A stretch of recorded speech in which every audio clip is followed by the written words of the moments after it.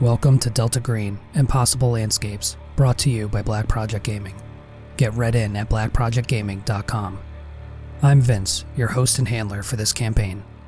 Joining me are Brett as DEA Special Agent Michael Witwer, also known as Agent Vega, Cami as FBI Special Agent Geneva Brown, also known as Agent Venus, Doug as FBI Special Agent Mark Hansom, also known as Agent Meshach, and Jack as FBI Special Agent Cassandra Troy, also known as Agent Madison. Impossible Landscapes is a campaign of wonder, horror, and conspiracy, written by Dennis Detwiller for Delta Green, the role-playing game.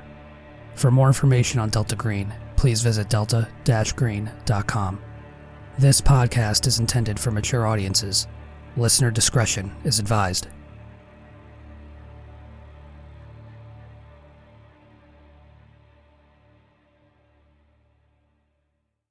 So, to recap, in our last session, the agents found themselves navigating and making their way into the vents in the Hotel Broadalbin on behalf of Charlie. I believe his name was... See, I got it. Elmer? Nope, that was Elmer Lisette. He was the guy in the front. Let's see. Oh, he was the guy at the door. Yep, the guy at the door. So, enters the lobby, rooms and lodging, elevator. Was he the guy that gave us shit for firing a gun in the hotel? That was Elmer. Yep, Elmer did that. What a square. Thomas? Yeah. Guido Charlie Antonucci. Oh, that's even better. Yep, Guido Charlie Antonucci, the elevator operator. On his behalf, as a favor, and he would kind of help you get to the Whisper Labyrinth. And at the recommendation of Mark Rourke, as a matter of fact, who you also ran into at the Hotel Broadalbin. That guy's aces. He's aces. He's the best. He essentially asked you all to go up into the vents and take care of a rat problem that he was having. Come to find out, it wasn't rats. It was the drowned, decaying corpses of Asa Darabandi's child victims, just who were all now, for whatever reason, in these vents in this hotel, and you found yourselves almost overwhelmed by them, but you gruesomely managed to make your way back out after killing quite a few of them, if not all of them. And with that job done, Guido was more than happy to take you to a specific room where you watched a marionette known as a sommelier navigate through the labyrinthine hallways of the Hotel Broadalbin to the entrance of the Whisper Labyrinth. Mark Rourke did accompany you in exchange for some of his mining equipment, some of his spelunking equipment, rope, helmets, lanterns, all that good stuff. He was more than happy to provide so long as you allowed him to accompany you. And once you reached the entrance of the Whisper Labyrinth, he took off running down into the depths of this labyrinth. Intelligently and cleverly, you all made the decision to tie ropes around one another, which was a great thing because that could have gone very badly if you decided to try to go separately. So good on you for that. You made your way through, and it was very difficult navigating and finding your way. But eventually you ran into the sommelier again, who led you, upon your request, to the bottle of one J.C. Lynn's. And upon touching the bottle and picking it up, you actually opened up a passageway to a set of stairs leading up. And when you took those stairs, you found yourselves on the banks of the Cloud Lake in Lost Carcosa. You looked around, noticed that there were some boats on the banks of this lake of fog, this ephemeral lake. And you got in the boats, began drifting down, and as you kind of float ever downward through this fog, through these clouds, you saw first these gargantuan whales, for lack of a better term. And Behind them, flying in their wake, these strange monstrosities, ever-shifting, winged, spinning, flapping, and tumbling through the lake, their biology flowing like wax, these random chitinous limbs and bat-like wings extruding almost at random, as needed. These pinpoint yellow eyes covering their flesh-like scales so they can see in all directions at once. And just when you thought that they may fly past, they seem to zero in on you, and they are now flying towards you to attack. What do? Beans. I forgot we were being attacked. Yeah. I did not remember that. Whales. Oh. I think I remember seeing them. I do not remember that we were going to be attacked. So we're in the paper boat, right? You are in one of the boats. It's not a paper boat. It's actually like a relatively big wooden boat. Oh, okay. I thought it was like light as paper. For some reason, I remember a paper boat. It was light as paper, yeah. So essentially, you were able to push it just by almost thinking about it, and just through got you. The power of thought, you're able to almost manipulate this thing. You just think down, and it starts floating downward to the mirror image of this city above that you found yourselves in. Well, with that, if it's the power of thought that got us here, then Cassandra, thinking about the way that they were able to manipulate the ship, she wants to just kind of like focus on evasion, because these things are obviously massive and dangerous. So as she's thinking about what to do, she wants to think about this boat moving faster and faster to get away from them. See if that does anything. Okay, roll sanity. Oh, perfect. Yeah. You know I'm good with that one. I do. 21. 21 was success. So you close your eyes and you concentrate and you try to think faster. You try to think serpentine. You try to think some way to take some kind of evasive maneuver with this craft, and it just doesn't respond to you. Well, the one time my shitty sanity does not come. Right? Yeah, I think the point is you have to be insane to think this is going to work. I know. It's Can we pause for a second? Sure. Inventory. Did we still have our guns on us? So you have my gun. Yeah, I think I have your gun. Yeah. But did we still have that, or did that get taken away because of the? You still have your firearms. You still have our fire. Okay. You do. Yep. You still have your firearms. You still have J.C. Linz's bottle. So I believe it was Geneva and Mark who were still armed. Yes. Okay. I mean, Mark is going to spend his time focusing on one of the creatures that's attacking us and aiming, not shooting it yet, hoping that somebody else will think of a better plan. But I believe if I spend time ahead of time, I can get a bonus to the attack. You certainly can. Yeah. With aiming, I believe you get a 20% bonus. Yeah. So I am aiming at one of them, just like trying to pick out one of the many eyes that I can see and shoot that if it gets close enough. Got it. Okay. That's what I'm doing. Michael's armed as well, but I can't remember with what. It was like a hammer, maybe? A hammer. Or it was at a hammer? Okay, I couldn't remember if it was a hammer or like a big wrench. Yeah, Charlie hooked you up with a hammer to smash rats in the vents. Yeah, I guess he'll hit a whale with a hammer. Something about that is hilarious to me. I guess he'll like shore up his grip on the hammer and kind of like step away from the edge of the boat. Okay. Geneva, what do you do? I think, how far away are they right now? They're closing distance, so I would say they're probably just within the outside range of your pistol. Okay, then I think she's gonna follow Mark's cue and do the same with another one. Got it. Yeah, because I don't think she thinks that guns will be super effective here. So she's hoping something else happens, but yeah, we'll see. Okay. So in that case, can we use talk as a reaction? Yeah, like something absolutely. Short. I mean, Mark's just gonna call out, based on his FBI training. Focus on the one on the left. Yeah, she'll do that. All right. Awesome. Okay. So we're both aiming at that one. Hoping I'd to say as it's going on that Michael, since he's probably the closest to Cassandra in proximity, because she's kind of in the back, I imagine, and everyone else is sort of pushed to the front trying to aim their guns at this thing. Yep. Would probably just hear her muttering about thought and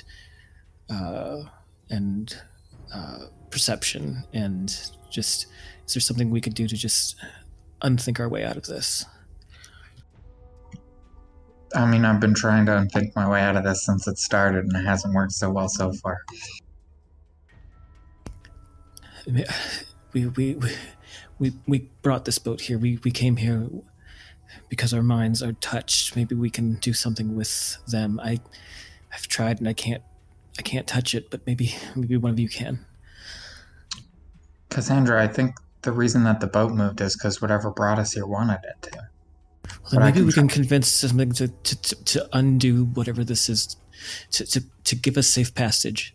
As you're talking, these things are suddenly now within range, and one of them swoops down, aiming specifically for you, Cassandra, and takes attempts to claw you with this barbed claw-like appendage on the end of one of its wings. And I don't want that to happen. Oh, it misses with a 69 out of 40. Nice. It misses. It takes a swipe with this god-awful shriek. That sounds like a cacophony of voices all screaming insanely in unison. It takes a swing at you and misses completely. And with that, do you want to make another sanity roll? See if you can start maneuvering this boat? Yes. Go for it. Can I hit it with my hammer as it flies by? And I'm assuming ineffectual. Yeah. Oh, but yep. So with a 70, I will say, Cassie, you begin thinking faster away, and the boat drops almost like an elevator that's had its cables cut, and you just latch on for dear life as this boat begins to sink faster and faster through the clouds. And the night flyers seem almost just as surprised as you are, as this thing, all of a sudden, their quarry is now drifting further and further, faster and faster away from them. I will say, because of this sudden change in speed and momentum, those of you who took the aim action ahead of time kind of lose that benefit, because this boat is now sinking, and whatever aim you had lined up is now just completely gone. But with that, you got a little bit more to go. So dexterity-wise, that was Cassie. Geneva, you're up. Yeah, so the aiming is pretty much over with the little maneuver we took. Yeah, you were ready. You had your sights lined up. You had your finger on the trigger. You were gently kind of squeezing back, ready to take that shot. And then all of a sudden, this boat, and you just, it's an almost knee-jerk reaction as you kind of swing your arms out to the side to steady yourself. So whatever aim you had is gone, but you could try to just pop a shot off without aiming. No, I don't think so. Because again, I don't think she thinks that this is a weird place. I don't think guns are going to be as effective as we think here. Okay. Can I also attempt, like, seeing that what Cassandra just suggested seemed to have worked at least in some way? Can I also attempt it? Yeah, go for it. Sweet. Sanity. Ah, dang. Yeah, too sane. Too sane. There are just these logical barriers that are still in place in conscious thought that are just quietly whispering to you that there's no way that this could work. There's no way that this boat is responding to thought. And so you can't seem to get out of your own way to try to exert some kind of influence or control over this vessel. Okay. But with that, Michael, you're up. Yeah, I think he takes a really ineffectual swing of his hammer, starts to before the boat kind of like drops out from, not out from under him, but like almost like an elevator, like a falling elevator situation. Right. Yeah, he yelps and scrambles around a little bit, looks at the hammer in his hand and the giant whale creatures. There's not a lot he can do, but I think he might also try to follow Cassandra's lead to think the boat away. And I will say, it's not the just as a point of clarification, it's the whales that are attacking you. The whales just seem to be kind of moseying on their way through this cloud lake. Cool. It's these winged monstrosities that kind of follow in their wake, that have now seemed to kind of fixate on the group in the boat and are now swarming down at you. But yeah, go ahead and roll sanity if you like. That's good, because I like whales and I wouldn't want to hit one with a hammer. Of course not.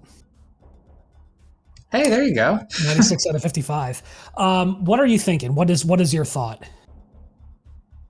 Man.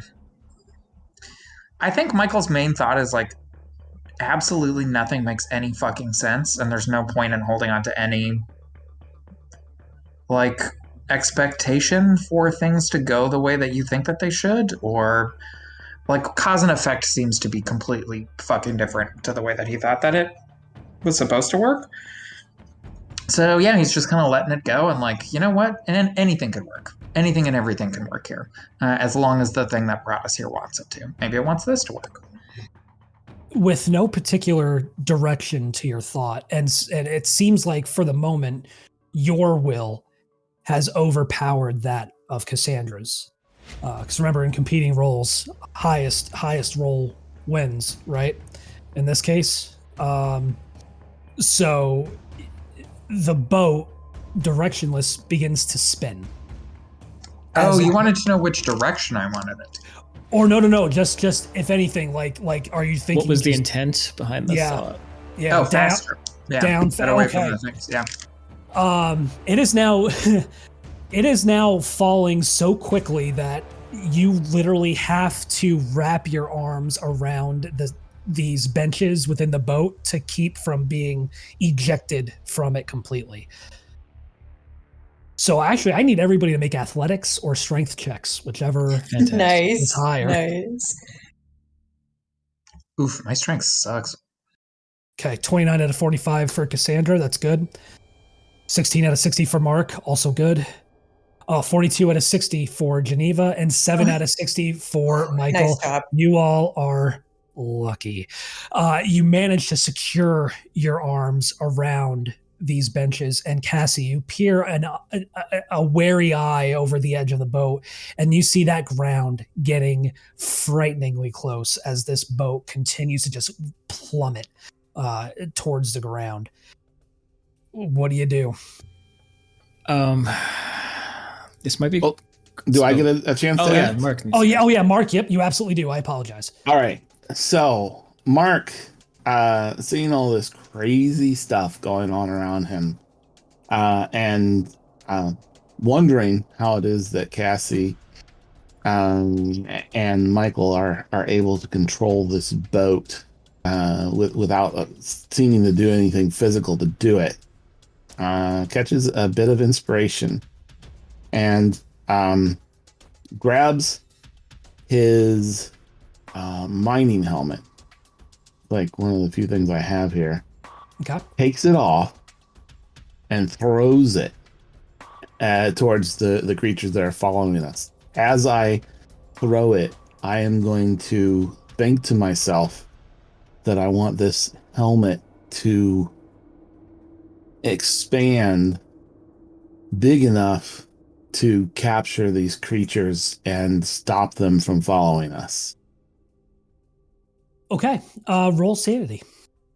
All right. I mean, that just seems like something that would happen in one of my dreams. I don't know. Right? Yeah. It's worth a shot. See.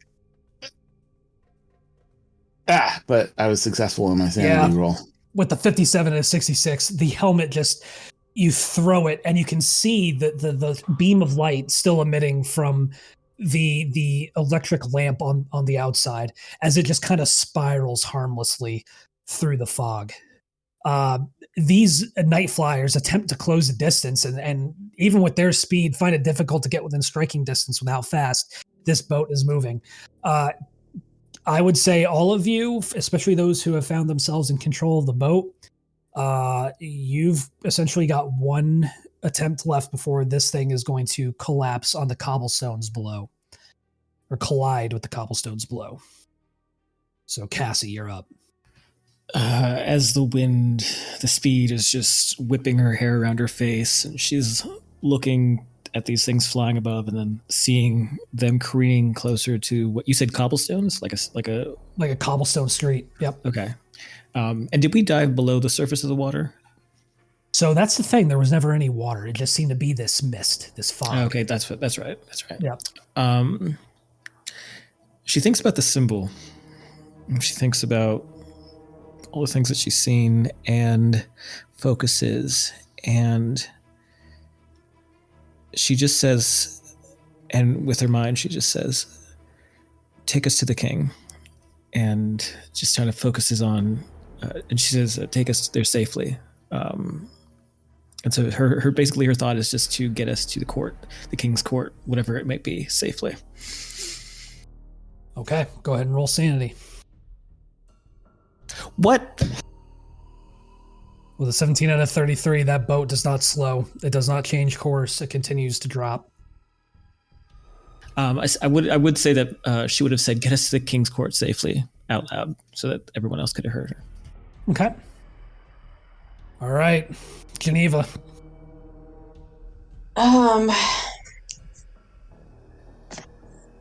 Shoot.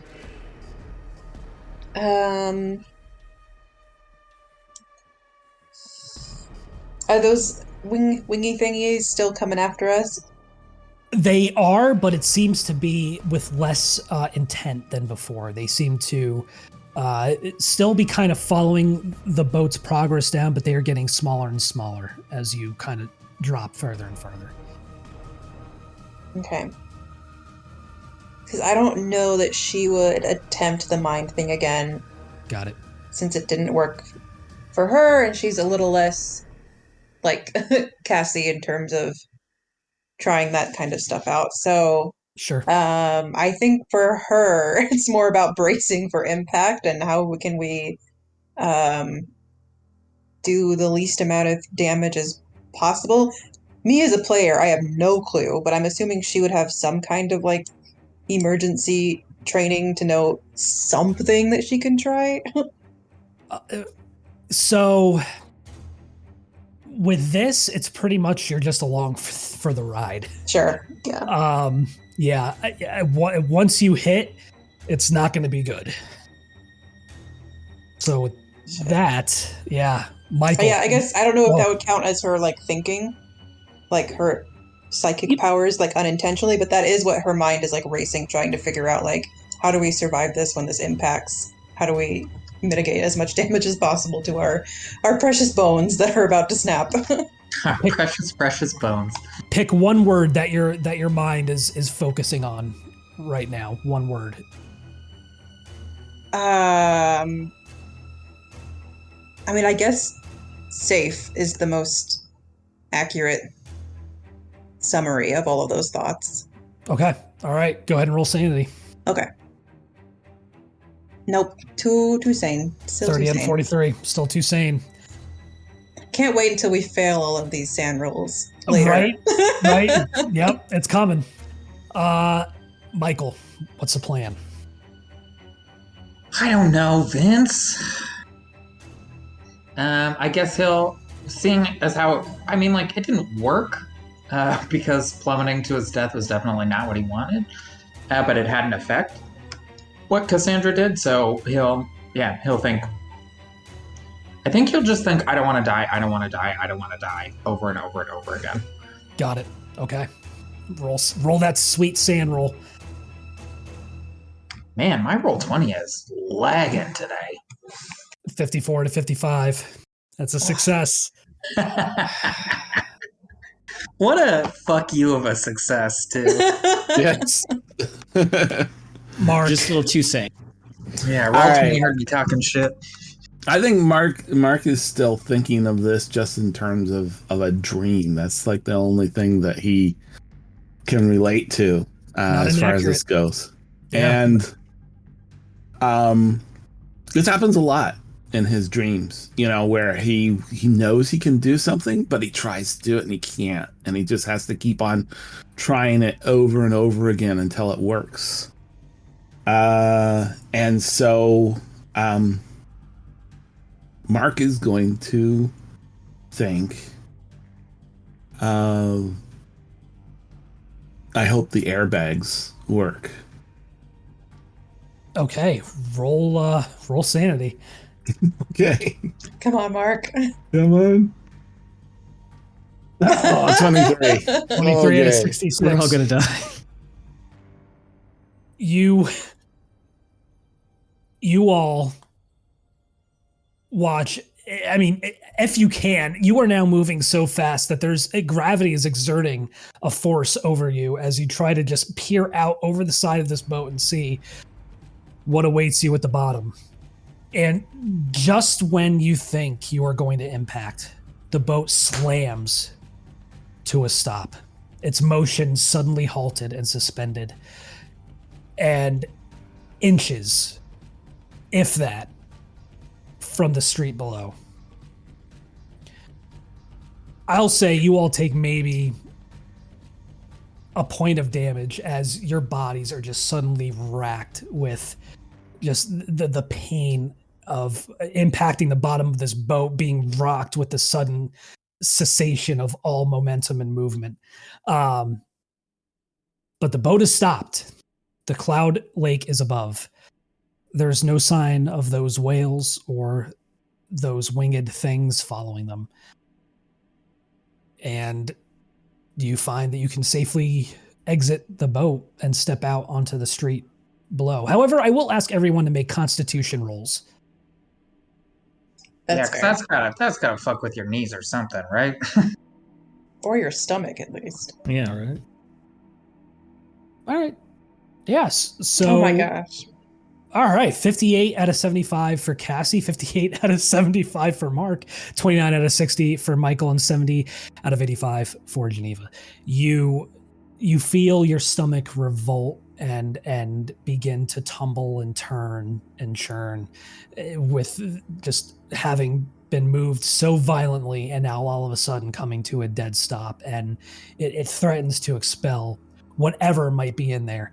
But thankfully, you swallow, you steady yourself, and you are able to kind of come back to your senses and regain your footing without evacuating everything in your body at this moment. I imagine it's kind of like being hit by an invisible car. Yeah. And like, there's definitely this moment where Cassandra, when there's that impact of non-impact, she kind of like whips her, she like is like thrown to the floor of the boat, kind of slapping the back of her head against the bench, just kind of as she's laying there, just feeling the safety, or I guess the relative safety, of not being descending to our deaths. So what do you do? So we're on like a street, like a cobblestone street thing. Yeah, like what's the surroundings? So as you finally, your vision clears and you kind of regain some sense of focus, the vertigo passes. You realize that you're at the bottom of the lake, the fog above drifting away until the sky is clear, revealing black stars above. You realize you're in a twin of the city above, the city that you had found yourselves in upon climbing those stairs into unconsciousness and onto the banks of the Cloud Lake. You're surrounded by a city that has somehow been restored to its former beauty compared to the ruin and destruction above. The architecture is alien and beautiful, has a familiar Victorian or Belle Epoque feel with cobblestone streets, wooden shutters, iron railings. Even as you look, though, there's something unsettling about this skyline, about this city. It undulates, it ripples, it shifts. You can see that there are these huge bulbed towers of the palace hanging above the city. It looms as if it were close, but clearly it is far across the city. But you are here, in Yatil. Well, I think the king took pity on us. As soon as the boat has stopped moving and he's capable of movement, Michael is going to panic scramble off of the boat and fall to all fours on the cobblestones and vomit for a second. Yeah, Cassandra is less quick. She's more like kind of like Sadako from The Ring, just sort of like climbing out with her hair down above her, across her face, just sort of crawling out onto the pavement and then just staying there on her hands and knees. Mark jumps out of the boat and goes over to Cassandra. You all right? I think that's. I think we're as all right as I'm gonna be. Did you do that? With the boat? I think we did that. And she looks over at Michael, who I guess is vomiting still, or. I don't think he has a lot of stuff in his stomach other than that gross alcohol. But he's like still down on all fours, kind of like, I guess, gagging. Dry heaving. Yeah, Cassandra will use Mark to help get to her feet. And what's Geneva looking like right now? She was probably steadying herself on the boat as well for a second, but also keeping her eyes up, making sure that those monster thingies aren't still, like, they seem to be backing off a little bit and they're very far away, but she just wants to confirm that they are no longer a threat. I'd say that Cassandra's looking in the opposite direction towards the towers, towards whatever looks like the palace. I reckon that's where we need to go. While we're here, we should just do it. We should just walk. Hey, we didn't come all this way to knock on the gates and leave. Geneva? Michael? Are you coming? Yeah, just to confirm, those things are no longer a threat really quick. They're not still coming towards us? Yeah, they're gone. Okay, So perfect. that entire cloud lake seems to have just kind of dissipated like a fog being burned off in the morning sun. And you no longer see the whales. You no longer see those things. You no longer see the clouds above. It's almost as if you just fell from the sky. And all you see is that strange twilight in between sky with the black stars. Okay, she'll go help Michael to his feet. Let's get this over with. So as you all begin walking, you notice that the palace doesn't seem to get any closer or any further. It seems almost held in place. And the city around you, for all intents and purposes, appears to be abandoned. You pass doorways that seem to kind of waver in an unseen current. And from the corner of your eye, you turn to regard a nearby shuttered window, or a window with the shutters open. And it looks like those windows cascade off into infinity, into oblivion. This strange, almost dreamlike quality is unsettling. I need everybody to roll sanity. Here they come. Here it comes. There's folks. the failures. Hey, all right. Hey, look at E. Hey. Nice. Hey, nice. Okay. So a 49. Oh, nice. A 49 out of 43 for Geneva. I need you to roll 1d6. A 24 out of 33 for Cassie. You lose 1. A 46 out of 55 for Michael. You lose 1. And an 11 out of 66 for Mark. You lose 1. Geneva, with that 2 out of 1d6, you only lose 2 sanity. Sweet. Man, my sanity is so much higher than I thought it was. We got to dump back for something, right? You did, yep, upon finding the bottle and arriving in Carcosa. Yep. Yeah. But as you move, you see that on kind of plastered walls and lampposts, there's this poster written in a Cyrillic-like alphabet. None of you speak Russian or anything close to it, but even then it doesn't look quite Russian. Some of these posters actually have this blood red symbol painted across them. 3 curved lines that look almost like a crashing wave. Is it a symbol any of us have seen before, or? It is not. Okay. Sounds cool. Do you take a closer look at the poster? Does anybody? Yeah, I will. Do you want to know what it says? I will try to read it if I can. So go ahead and roll. Let's see. I'm gonna roll for you. Okay. So. Okay. You look at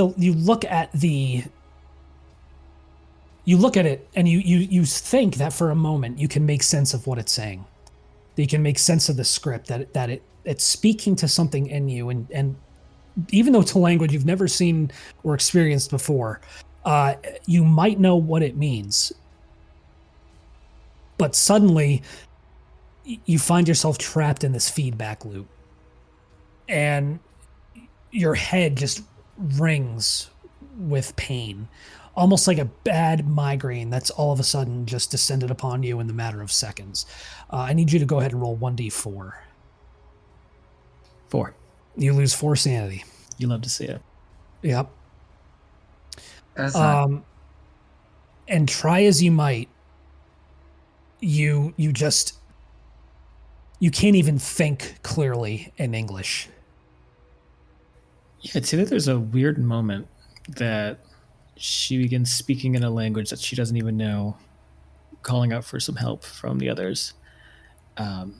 You may think it's a language. To everybody else, it is gibberish. Exactly. Yeah. It's she thinks she's speaking plain English. She thinks she's speaking to them to communicate to help, but to everyone else, it's gibberish. It means nothing. But her body language is at least expressive enough to where she's clawing at Mark's chest, bearing her head into his chest, and like visibly shuddering at the pain that's like racking in her skull. Michael takes a few quick steps back. Mark grabs a hold of Cassie's shoulders and pulls her closer to him, which he hopes would have the effect of stopping her from hitting him hard, at least, even though he's probably going to take some clawing. I will say, in order to communicate or understand anything anyone is saying, you'll need to spend 1 willpower per sentence or concept. Dang. I can only say 3 sentences then. Whoa. Yikes. Are you out of willpower? Yeah. Okay. All right. I gotta make these really. I gotta be really decisive about how I use this, because. I think Mark instinctively, seeing Cassie looked at this when she had this reaction, he's trying to pull her into him and shield her eyes from this poster, and he looks over at it to see what might have caused this reaction in her. And Mark's going to try and interpret the poster. Okay. Go ahead and roll sanity. Yikes. Okay. Oh my gosh. It could be good though, right? That could be good. Fumble. 100%. Double zeros. Got it. I love this Okay. game. Yeah. With that, let's see. Actually, no, I'm sorry. You weren't supposed to roll sanity. My apologies. Oh, okay. Yep, I screwed up. So I have to roll your corruption rating. So I didn't know I have a corruption rating. Oh, you didn't? Word, you do. Oh. Oh. Oh. The same thing happens to you. You try to make sense of these words, and for a moment you think you may almost be able to will a meaning out of that text. And immediately it's like somebody has just clapped 2 bricks on either side of your head, and you recoil from this sudden, almost psychic feedback.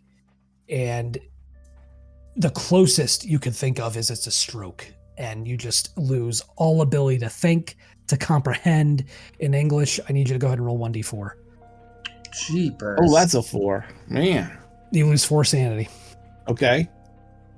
And I love the idea of a party of people, one after the other, watching their friends go insane trying to read a poster and then trying to read the poster. Yeah. Yes. I will say, if you want to spend 2 willpower right now, and Cassie, if you want to spend 3, you can kind of will yourself out of this. Mark is this state. Fairly strong-willed. I think he is going to spend 2 to try and force through. Okay. Knowing that this thing is endangering him and Cassie and probably the others. Take 2 willpower. Right. Is the psychic pain constant as well, or is it just the gibberish and the incoherence? Just the gibberish and incoherence. Okay, then I'm gonna wait. Then is this a standing offer, or is this like you have to use it now? This is a standing offer, so okay. you can either spend 3 now, or you spend 1 willpower per sentence or concept that you need to comprehend or relate to your fellow agents. Okay. All right, but I just spent 2, so you're good. And I think So Mark flinches as he looks at the poster, but then he forces himself to look back, knowing that this thing could be hurting his friends. And that's the thing. It's not just this poster. There are so many more like it. Just again, on almost every street corner, wrapped around lampposts. Some have these 3 waves. Some don't. This poster's everywhere. Was it 3 waves or 3 lines like a wave? 3 lines like a wave. Oh, okay, cool. So it looks like 1 wave or 3 wave, or maybe could be 3 waves, I guess. So yeah, I mean, it really kind of potato, right? Yeah. It's 3 curved lines that look like a crashing wave. Gotcha. Okay. What do I glean from this poster that I forced myself to look at? You gleaned nothing. Hey, maybe we stop looking at that? Wait, but I spent the willpower points. Oh no, so that was just to be able to comprehend and speak in English again. Again. Oh. Yeah. Because otherwise you would be speaking gibberish, and whatever anybody else was saying to you would be gibberish. And for a moment, like when you hear Michael speak to you, the first few words just do not make any sense to you until the last few almost kind of come back to you. Your comprehension of English returns to you, and you're able to parse out what it was he was saying. The only words you hear are, maybe we look at this again. Yeah, right. Yeah. When that happened to me, did what Cassie was saying start to make sense? No. Oh, no. Oh, crap. Yeah. Okay. Equally gibberish. Michael, you can speak in tongues? What? You were speaking in tongues just before, and Cassie's probably still every now and then gibbering, isn't she? Yeah, in her mind, she's watching you and Michael talk back and forth in this weird, incomprehensible language, and she's screaming at both of you, like, why are you talking like this? Confused, but you would just hear her speaking in, I guess, what would sound like tongues to you, or... Yeah, he points to Cassie as she's agitated. He says, like that, but I mean, you were doing it too. No, I don't think that was me doing it. I think that, I don't know, you might have scrambled your brain for a second there. I was just talking in English. No, that's not how it works. You see, the Lord speaks through you in a divine language. I've heard this before. I don't think the Lord is with us right now, to be perfectly honest. I think it's something else. Someone else, if you want to personify it at all. Geneva, was I speaking in English, or? You were speaking in English. Okay. But probably Mark, for a second, was speaking in tongues. I don't think you said anything, did you? Yeah, I guess I didn't say anything, really. We got to figure out a way to get Cassandra to stop screaming. Yeah, I mean, she can't. We tried talking. I tried talking to her to try and calm her down, but I imagine that doesn't work. I'll say that seeing your body language, which is usually not threatening, and seeing that you're actively trying to soothe her, she's going to use that as an anchor to bring herself back down to whatever state of being everyone else is mentally, and I will spend the willpower to get back the ability to speak. Got it. Okay, so yeah, expend 3 willpower, which I believe brings you to 0. Oh, it does. Okay, and good to know. What does that do again? Right now, nothing. Nice. Oh, because we're in some place that going to 0 willpower doesn't affect you negatively? Because normally you sleep or something, I think, but I don't Normally think you go sleep here. catatonic. Yeah. Yeah, I think Mark's just talking. Whoa, Cassie, just hang on a tick. Can you hear me? Can you? Oh, yeah. Oh, I can hear you now. Thank God you were. Yeah, I think you're right, Michael. Maybe that's not from him. Yeah, and maybe we don't try to read the poster that makes us scream and gibberish at each other anymore.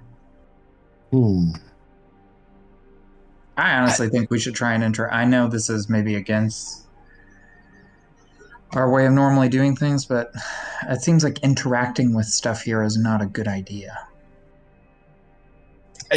I mean, I almost had it. Had what? That poster. I'm sure of it. It is the key to finding the palace. I mean, Michael, we've been walking for a little bit now. Is it getting any closer? It is not. And you notice that mainly almost all of the streets that would take you in the direction towards the palace are completely just closed off by rubble. It appears that after a certain point, the city devolves into what is, for all intents and purposes, a war zone. And almost like a third world or Eastern European country that is just have completely been bombarded. And looking about, you kind of surmise that you more than likely will have to probably navigate through some of the nearby apartment buildings to try to get around these blockades.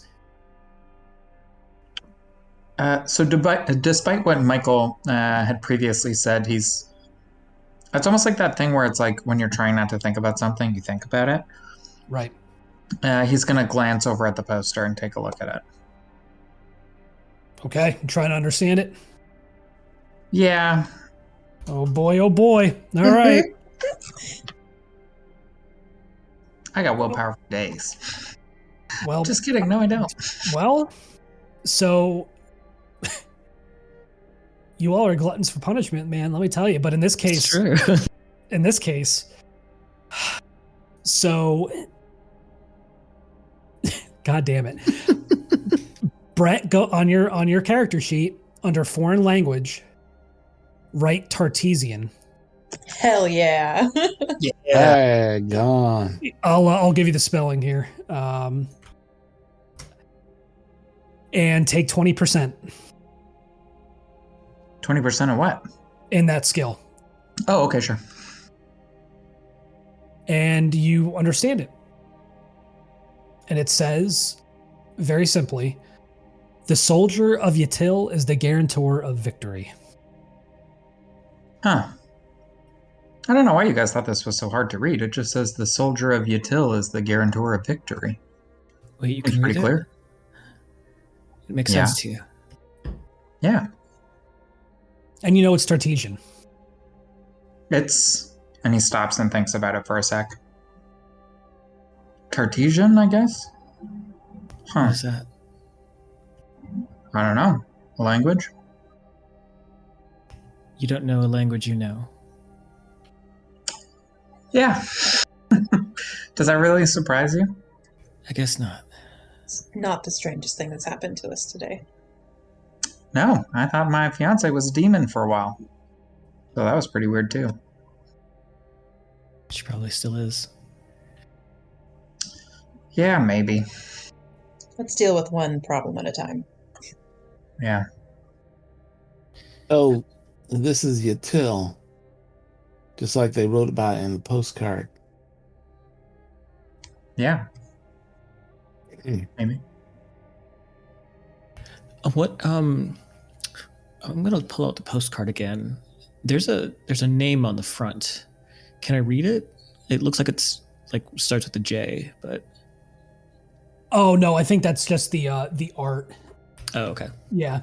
But no, that is what it looks like. But yeah, I don't think that name. There's no significance to it.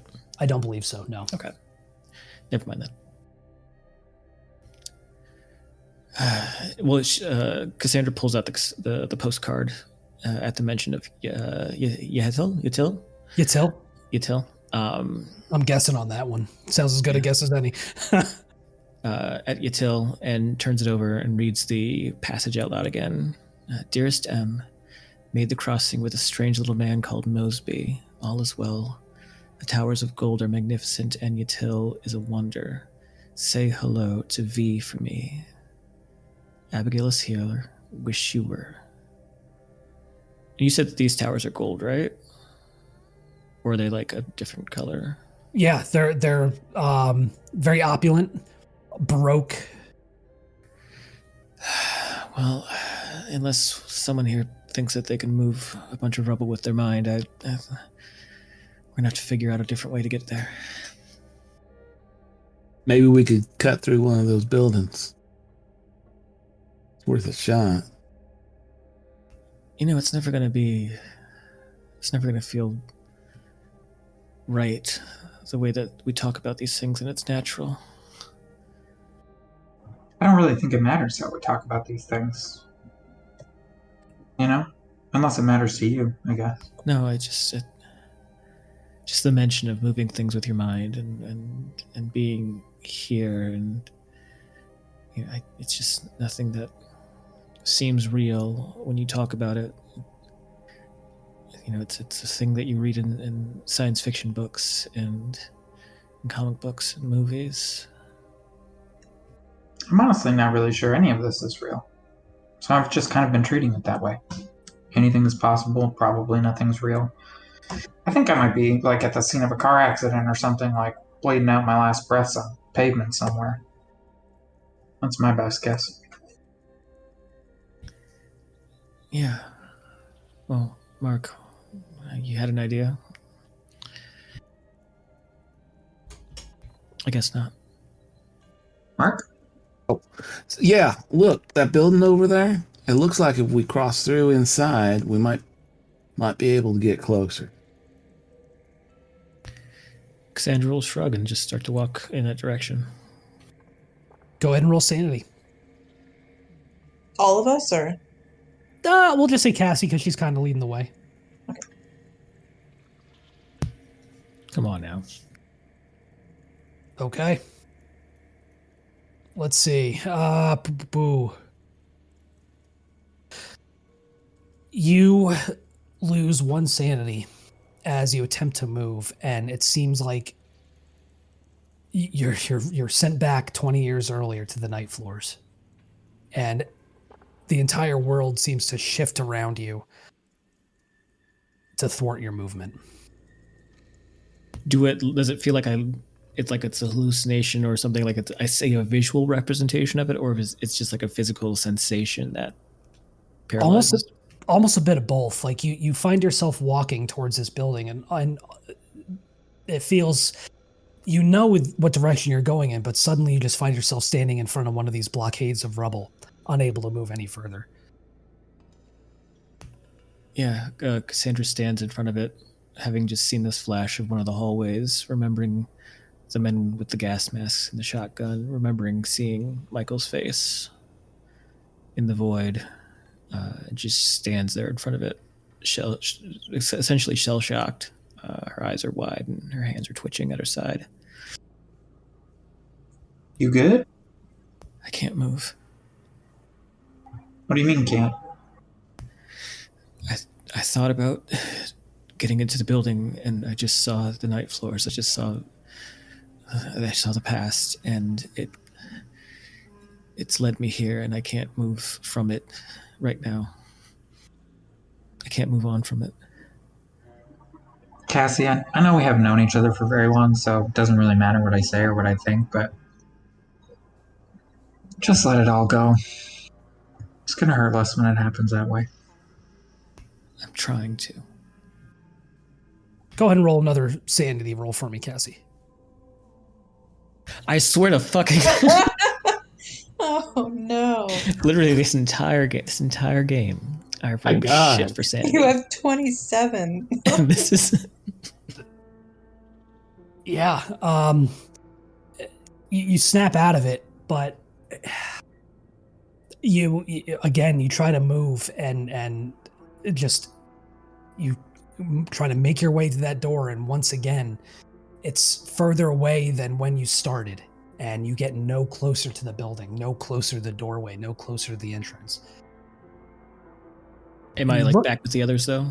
Yeah, still. Okay. It's almost like, to them it looks like you haven't moved, but like to you, it's almost as if someone has placed more cobblestones in the street to lengthen it, to make it longer, and to essentially increase the distance you must cross to get to the doorway that you were so intent on reaching.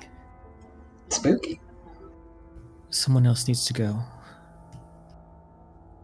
I think Geneva might try it. Go for it. Because I'm real bad at rolling these, so I'm hoping that pattern sticks. So I think what she's going to do is she's just going to try to visualize herself like opening the door and walking inside as she moves, and she's going to attempt it. Go for it. Yeah, there's that classic Cami roll. Yep, with a 63 and a 41. You have no issue reaching the door, and the others you watch as Geneva just kind of almost nonchalantly crosses the street on this side of the blockade over to the entrance to this apartment building and swings open the door. Are they with me, or are they back where I left them? Unless they're following you, like they watch as you go do this, so they should be able to follow your lead if they choose to. Yeah, Michael would follow her lead. He would look at Cassie, shake his head, sigh a little bit, and then follow after Geneva. Cassandra would actually look at Mark, who is still he's still here with her, right? Yeah, yep. But Mark is kind of indicating that he's going to follow as well. He's looking expectantly at Cassie to see if she's going to go with them. Yeah, I'd say that she's still facing the blockade, and she turns her head around to him and sees that she's just broken, and she's extending her hand to his. It's trembling. It's if like she wants it to be held. Mark picks up her hand and he says, "Don't worry. We'll get through this. I promise. But we gotta go." And he starts pulling her in the direction of the door. Not like dragging her, but just gently guiding her. Am I able to follow them, or? You are. Okay. And you all find yourselves inside a dimly lit hallway. Definitely an apartment building. You see 2 doors on either side, a staircase leading up. Smells musty. You can smell the dust in the air. The smell of recently cooked and also rotting food kind of drifting through the hallways. You don't hear much. You hear it could be the sounds of the building settling or the wind in the eaves, but you step inside. Are we back in the night floors? No. Thank goodness. Yeah, it looks nothing like the night floors. This is just a kind of very nondescript, almost brutalist Soviet-style tenement building. Just very plain doors on either side, a very plain linoleum floor. Very austere. Very austere, yeah. A single dimly lit flickering bulb kind of just casting, almost making the darkness worse in the areas where the light isn't. So based on the direction that I remember the towers were in when we were outside, Mark's going to try and walk in that direction inside. So you would have to go, it looks like you would have to go into an apartment. Yeah. Are there several to choose from? There are. And there's also, you could also go up potentially to the roof, try to get across on the roof. There's a number of different options you could attempt. Are there stairs? Can I see stairs from where I am? Oh yeah. Yep. There's a stairwell.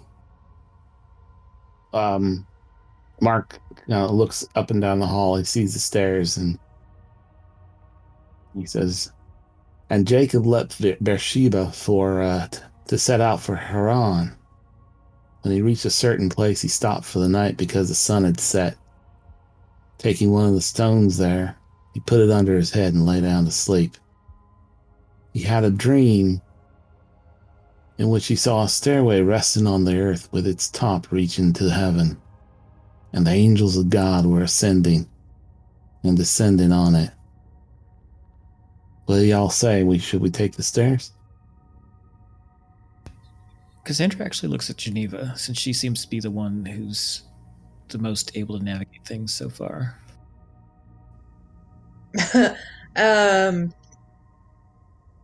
Geneva probably thinks what just happened was pure luck, and there's nothing particular about her for why it worked. I think she's more so than usual. She's kind of standing back and willing to just follow.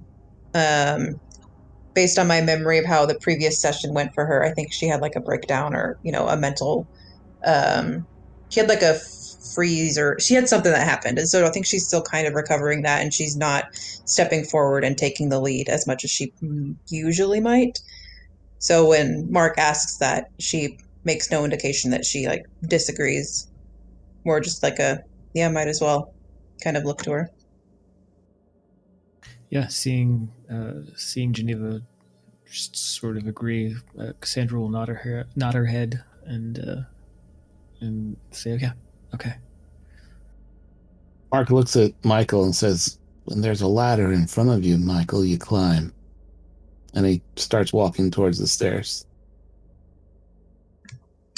Michael is like white knuckle gripping that hammer, and yeah, I think he's kind of like, you can see him vacillating between like sheer terror and like utter calm. Like most of it, sometimes he's able to convince himself that it's not real and it doesn't matter, and then his like instinctual, actual cowardice reminds him that he's a little baby and he's super scared. But yeah, he takes a deep breath and kind of watches Geneva and waits for her to do something so that he can follow her. So I will say you won't need to make another sand roll while you're in this building. So you can kind of explore, kind of get a feel for the surroundings, whatever, kind of pick a direction you want to go in. There are no windows in this part of the building, so if you wanted to kind of see and orient yourself on how to get around this first blockade in the street to kind of continue making your way closer to the palace, at least in its direction, you would likely need to duck into an apartment. Yeah, I mean, if there looks like there's kind of a weaving path, or like there's some sort of connective path that leads us closer to the towers, then I think Cassandra wouldn't lead the charge there, but she would point certain paths out to the others to see if they would go that way. Well, that's if you are you going into an apartment to look out a window? Because there are no windows in this part of the building. Oh, that's what I meant. Yeah. So she would be going up to one of the apartments to see if she could find one of those paths and then point it out to the others. Are you going into one? Yes. Got it. Okay, got it. Is Cassandra still holding Mark's hand? I'd say once she feels like she doesn't have to use her mind to talk or walk, she would relax and All right, but as Cassandra approaches the door, Mark's right behind her. Okay. Yeah, so Cassandra, you open this door and it's unlocked. In fact, it's slightly ajar. as if it hasn't been closed all the way. And you kind of gently push a hand against it, and it swings open on its hinges. And you step into kind of just a small average apartment. There's about 3 small rooms with these tall, thin windows. A simple washroom with a hole in the tile instead of a toilet. And it looks like it's been cleared out in a hurry. Drawers have been thrown open. Some are resting on the floor with various garments kind of cast about as someone, it appears, was kind of just throwing whatever they could get their hands on into something before scrambling out. There's furniture kind of strewn all over the place. It looks like some chairs in the dining room have been knocked back, which is just off the kitchen. There's a note in that familiar Cyrillian style script kind of nailed to the wall on the inside. What do you do? As soon as she sees that, she turns her head away. She ain't try to read that no more. But yeah, she just wants to see if there's anything in here that would give any indication of how they can move forward. So moving to the window, it looks like you could actually, especially in the window in the bathroom, you're only on the 2nd floor. So it looks like you could safely drop out onto the street below and kind of be past this first blockade to continue making your way through the city. Okay, yeah. She'll open the window as much as she can and look at Mark. And if the others are there with the others, and say, this takes us beyond the blockade. Yeah, what are the others doing? I mean, Mark's just right behind her. He's probably at this point looking out the window too, and can see the truth of what she's saying. Michael might take a look at the note. If it's Tartesian, right? It is. Yep. It says, "Gone to meet Mama and Dory at the farm." Huh.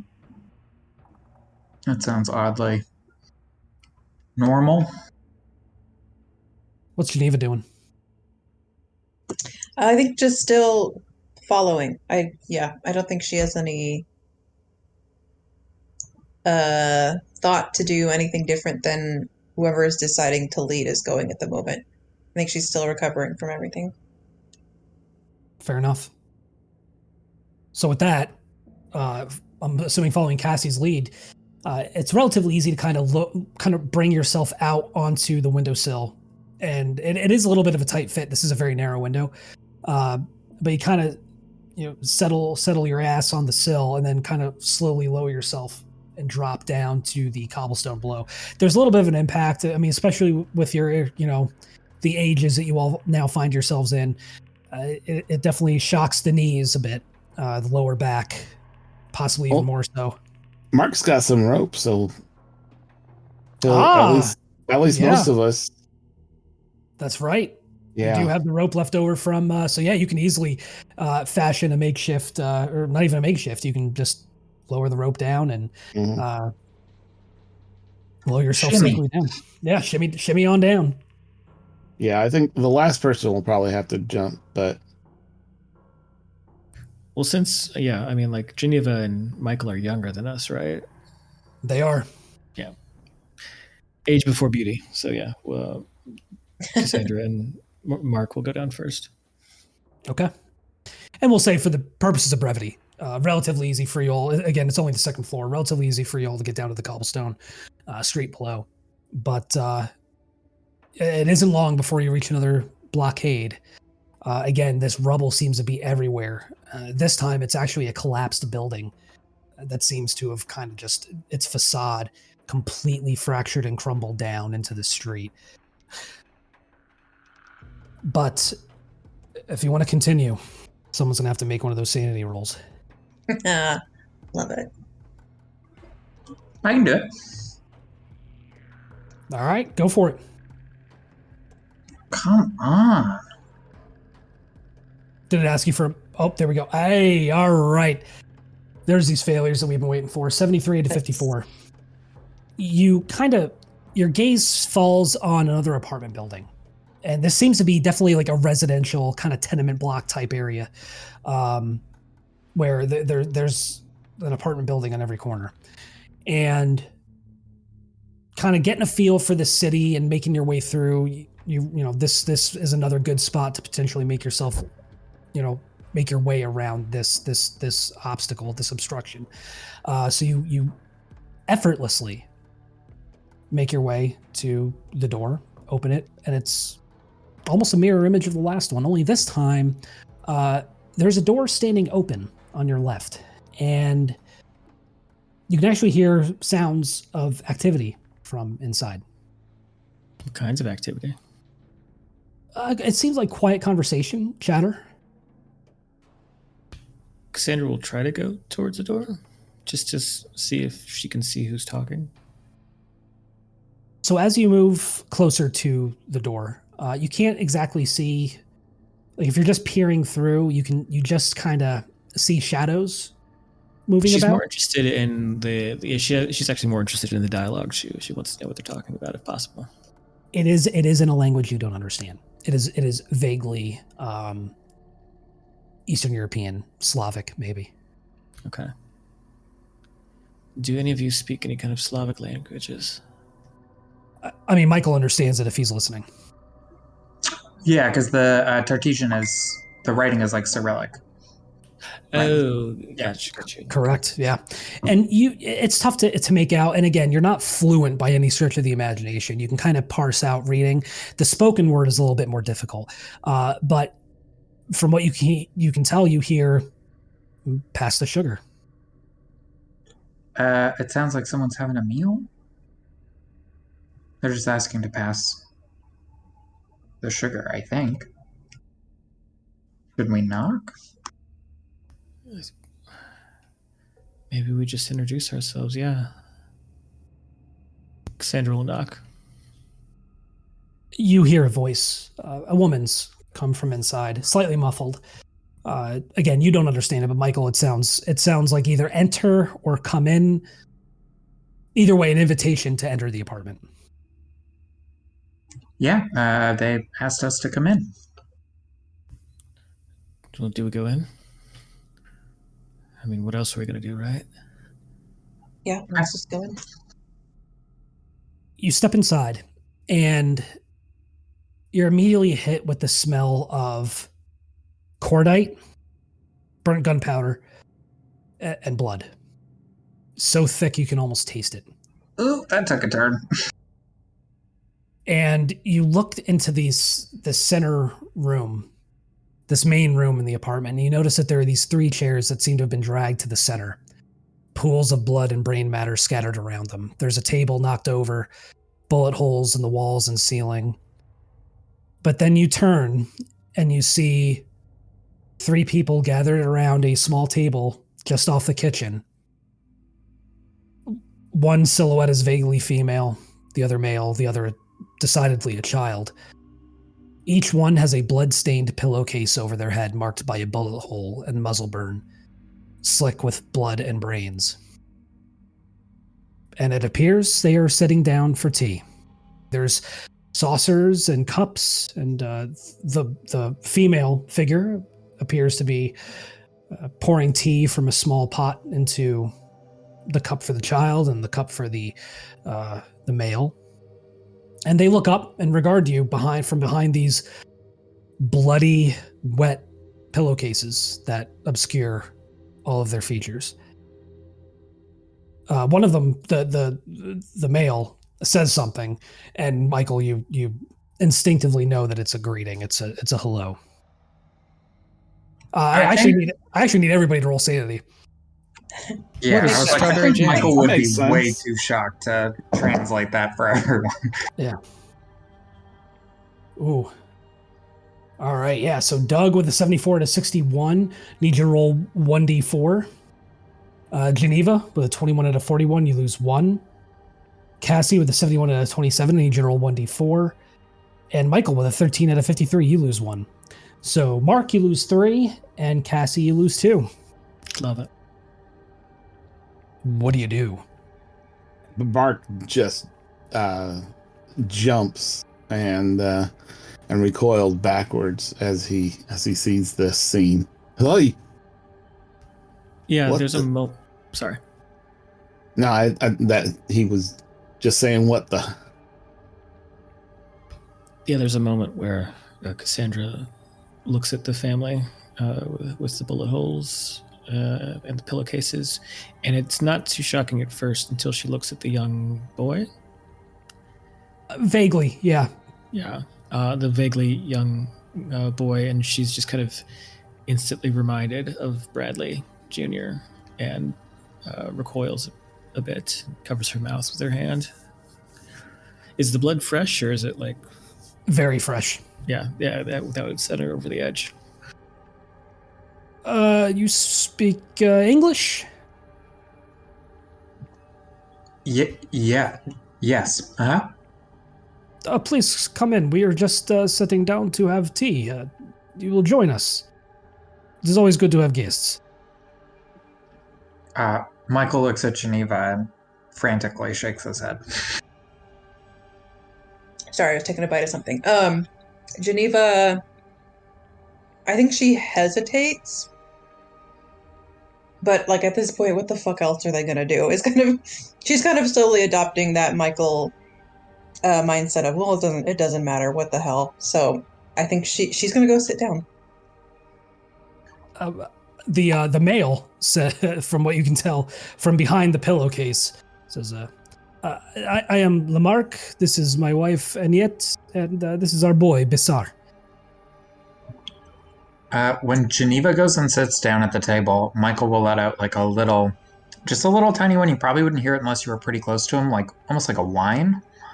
And then slowly follow her over. But he is gripping that hammer. And sure enough, the one Lamarck pointed out as Annette grabs another cup and saucer from the small little kitchenette in this very small apartment, sets it in front of you, and pours what appears to be hot tea right into the cup. Would you like milk or sugar? No, just plain is fine. Thank you. Of course. If you don't mind my asking, what brings you to Yatil? I think we're looking for an audience with the king. Ah, you were here for the masquerade. Yes. Oh, only the most prominent citizens in the city get invitations to those. I'm afraid ours got lost in the mail. And they all kind of, even the child, they'll chuckle a little bit.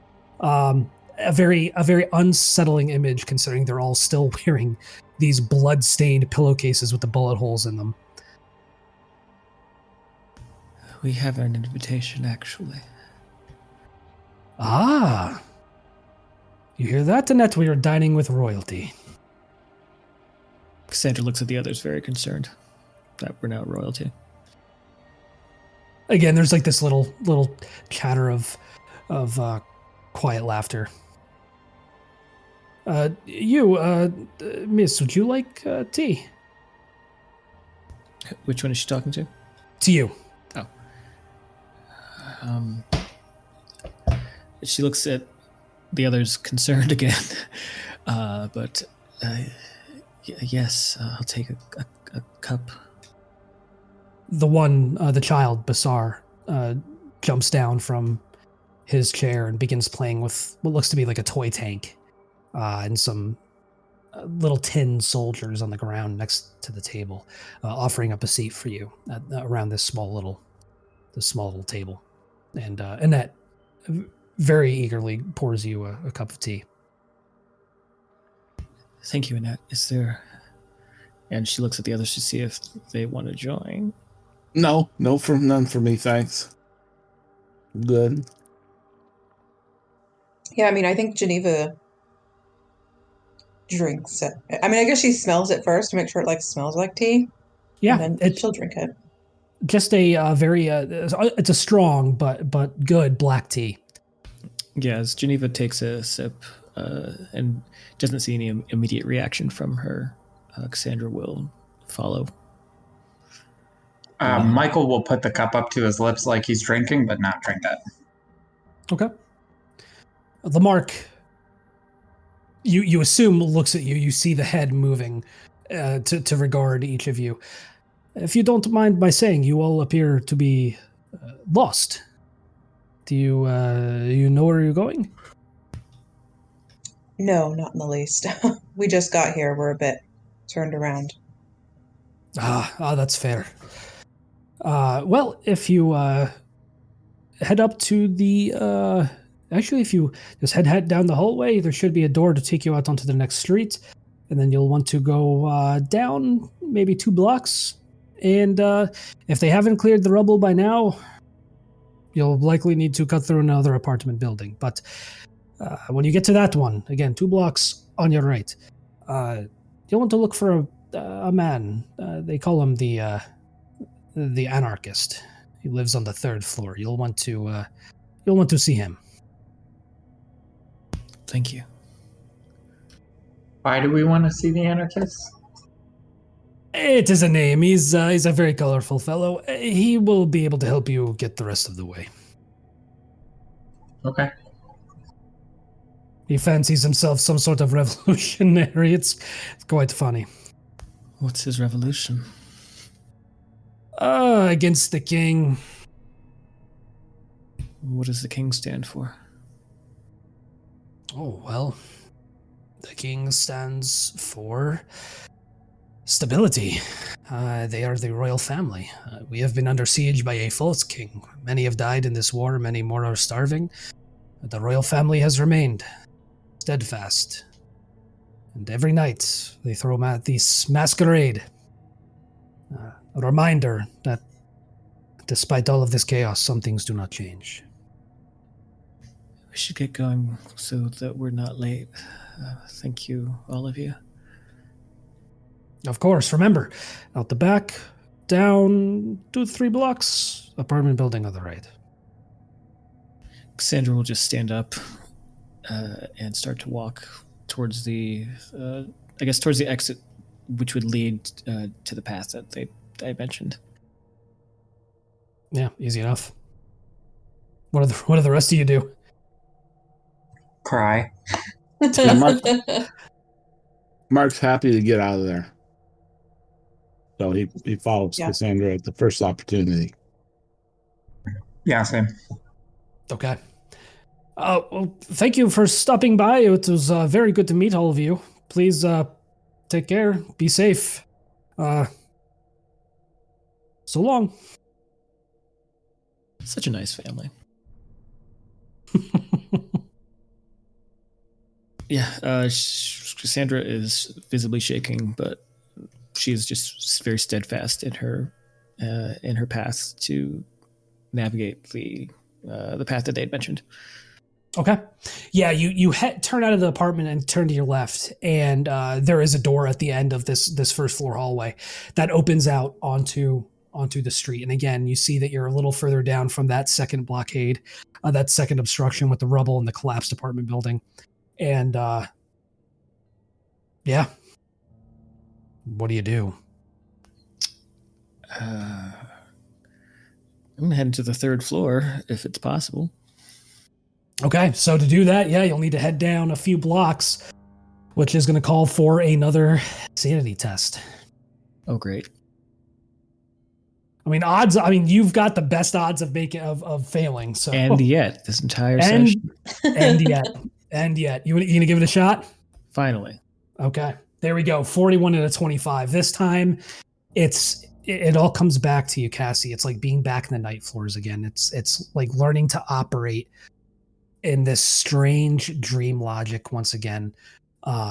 You picture yourself crossing this distance of walking down this street 1 block then the next, and arriving at this apartment. And it's kind of like last time where it seemed like the very street itself was growing additional cobblestones to put more distance in between you and your destination. This time, it's almost as if those cobblestones are vanishing altogether and shortening your path and shortening your distance, making it easier for you to reach where it is you want to go.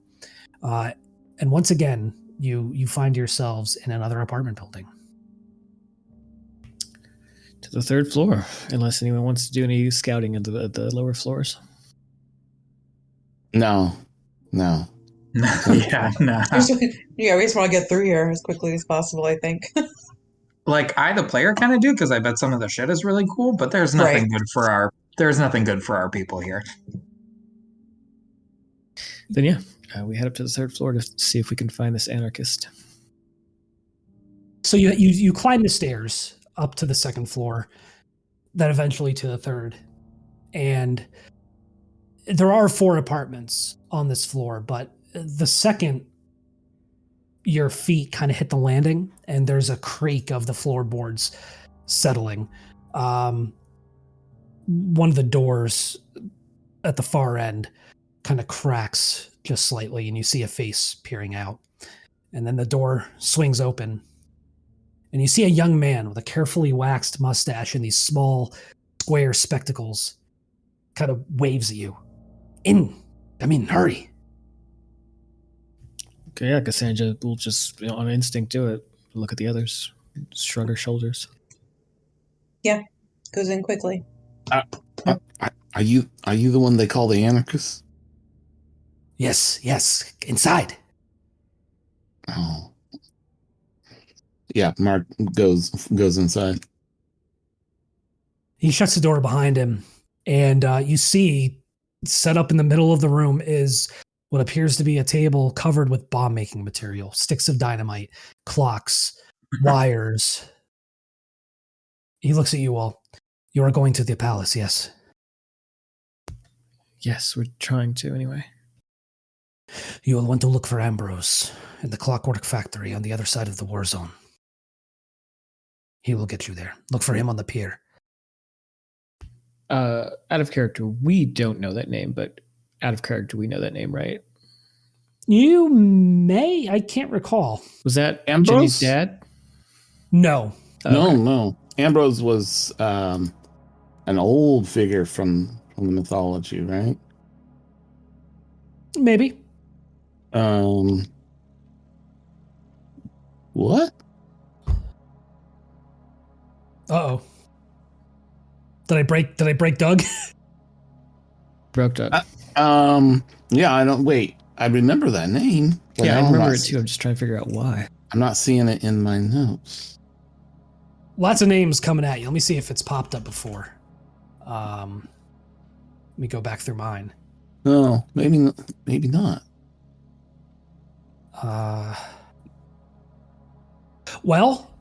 You did find a medallion in Manuel's apartment, Cassie. It was a locket. Oh. Yeah, I totally forgot about that. I believe Ambrose was on it. Yeah. In character, I'll say that she remembers the name in a flash, but doesn't really make any connections quite immediately. But as I guess, is he like showing off the room, or is he like, what's he doing? So he's actually who's kind of taking the lead with engaging with this guy. He's very hurried, kind of. He runs over to the table and grabs a constructed bomb, one that's been fully built, along with a slip of paper. I mean, if the others kind of seem like unsure and having questions, I think this kind of energy is something Geneva is familiar with. So even though the context is buck wild, I feel like she would like almost step into that kind of very hurried pace and just be like nodding and like taking what he's giving her and stuff. Okay. Yeah. Since you seem to be the one kind of taking the lead, he regards you, Geneva, and passes you this bundle of dynamite. You will take this and this invitation, and he hands you an invitation to the masquerade ball itself, written in very opulent floral script, inviting you to the court of the Yellow King, to the palace of Yatil, to the masquerade, which will commence with the king's appearance at midnight. And he passes that to you with the bomb and says, "This will get you inside. As soon as you get in, if you can smuggle the bomb past the guards, you will place it underneath the bier, and you will kill the king." What happens when he dies? Peace. But revolution first. Yeah, doesn't it always? Ambrose, do you know a Thomas Manuel? I am not Ambrose. You will find Ambrose on the pier. Sorry, I never actually asked that question because I forgot that was a thing. It's all good. I do not know what Thomas Manuel know. This name is not familiar to me. Hey, would you mind telling me who's at war? You said warfield, battlefield. People are making bombs. Families with blood all over their pillowcases. You do not know. No. It is the Black Wind. The Black Wind against the forces of Yitzil. Okay. Why? One holds the city, one holds Carcosa, one seeks to rule. One is a false king, one claims it is the real king, and people die in the middle. There was one in yellow. That is the king in yellow, yes. Is that the false king, or is that the real king? He fancies himself the real king. So what do you take him for? You take him for the false one, then? No, I take it that people are not meant to be ruled. So then if you don't believe people should be ruled, why even worry about a king at all? Why not just, I don't know, to try out democracy? He just kind of looks at you. And to try anything, the current regime must die. Fair enough. So, who's this Black Wind then? What's their deal? They're monsters. They kill indiscriminately just like ours. You Are must they hurry. gonna... Sorry. Are they gonna win if we kill the king? Does it matter? Kinda. You know what you must do. And he turns back to Geneva, intently focusing on her. You have the bomb. You have the invitation. You know what you must do. Go find Ambrose at the pier. He will help you navigate and get to the palace. But first, you must cross the war zone. You must be very careful. Get to the tractor factory. Throw the tractor factory, and you will be at the pier. You understand? Got it. Good. Now go. You've been here too long. Yep, Geneva starts to leave. Cassandra's confused, but she'll follow. He takes your hand for a moment, Geneva, and just kind of looking at you says, "Death to the king." She kind of like gives an indication, like a small nod or like a quirk of her brow, but she doesn't repeat what he says. Yeah, he immediately kind of hurries you all out, and as soon as the last person crosses the threshold, you hear the door slam shut and the locks engage. How big is the thing? The bomb, the dynamite? It's like probably a briefcase size. Oh Jesus! Okay. Yeah. Maybe okay. maybe a little smaller. Like, I mean, you can't exactly slip it into a pocket. Like if you had if you had a coat, you could probably slip it under there. So it's like bigger than a football, but yeah, it's a bundle. Yeah. Can I say that she has a coat of some kind? Sure, fuck it. Yeah. Okay, yeah. Then I think she'll just do her best to kind of conceal it so that they're not seen walking around with a bomb. Okay, all right. Honestly, I could see Geneva being a big fan of deep pockets. yeah. Right. Seems on brand. Oh yeah, for You sure. could just hide it in Michael's bathrobe that he's been wearing this entire time. Yeah, true. Does Michael have shoes on? I can't remember. Or is it slippers? No, he doesn't have anything on. He's barefoot. Oh God, you take 2 hit points of damage from freaking walking through glass and stone, and the bottoms of your feet are maybe I'll just say 1. The bottoms of your feet are completely cut up and just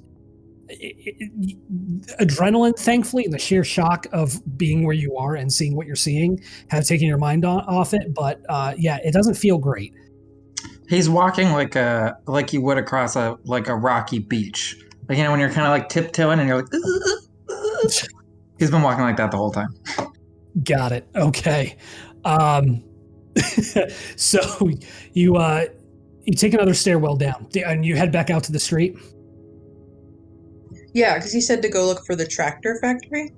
He did. Yep. Okay. Yeah, we got to cross the battlefield first, right? Yeah, and then we go through the factory, and that will take us to the pier. All right. Go ahead and roll one more sanity check for me, please. I guess I'll do that. since Geneva has kind of stepped up. Oh no! Ooh, but with a 35 and a 40.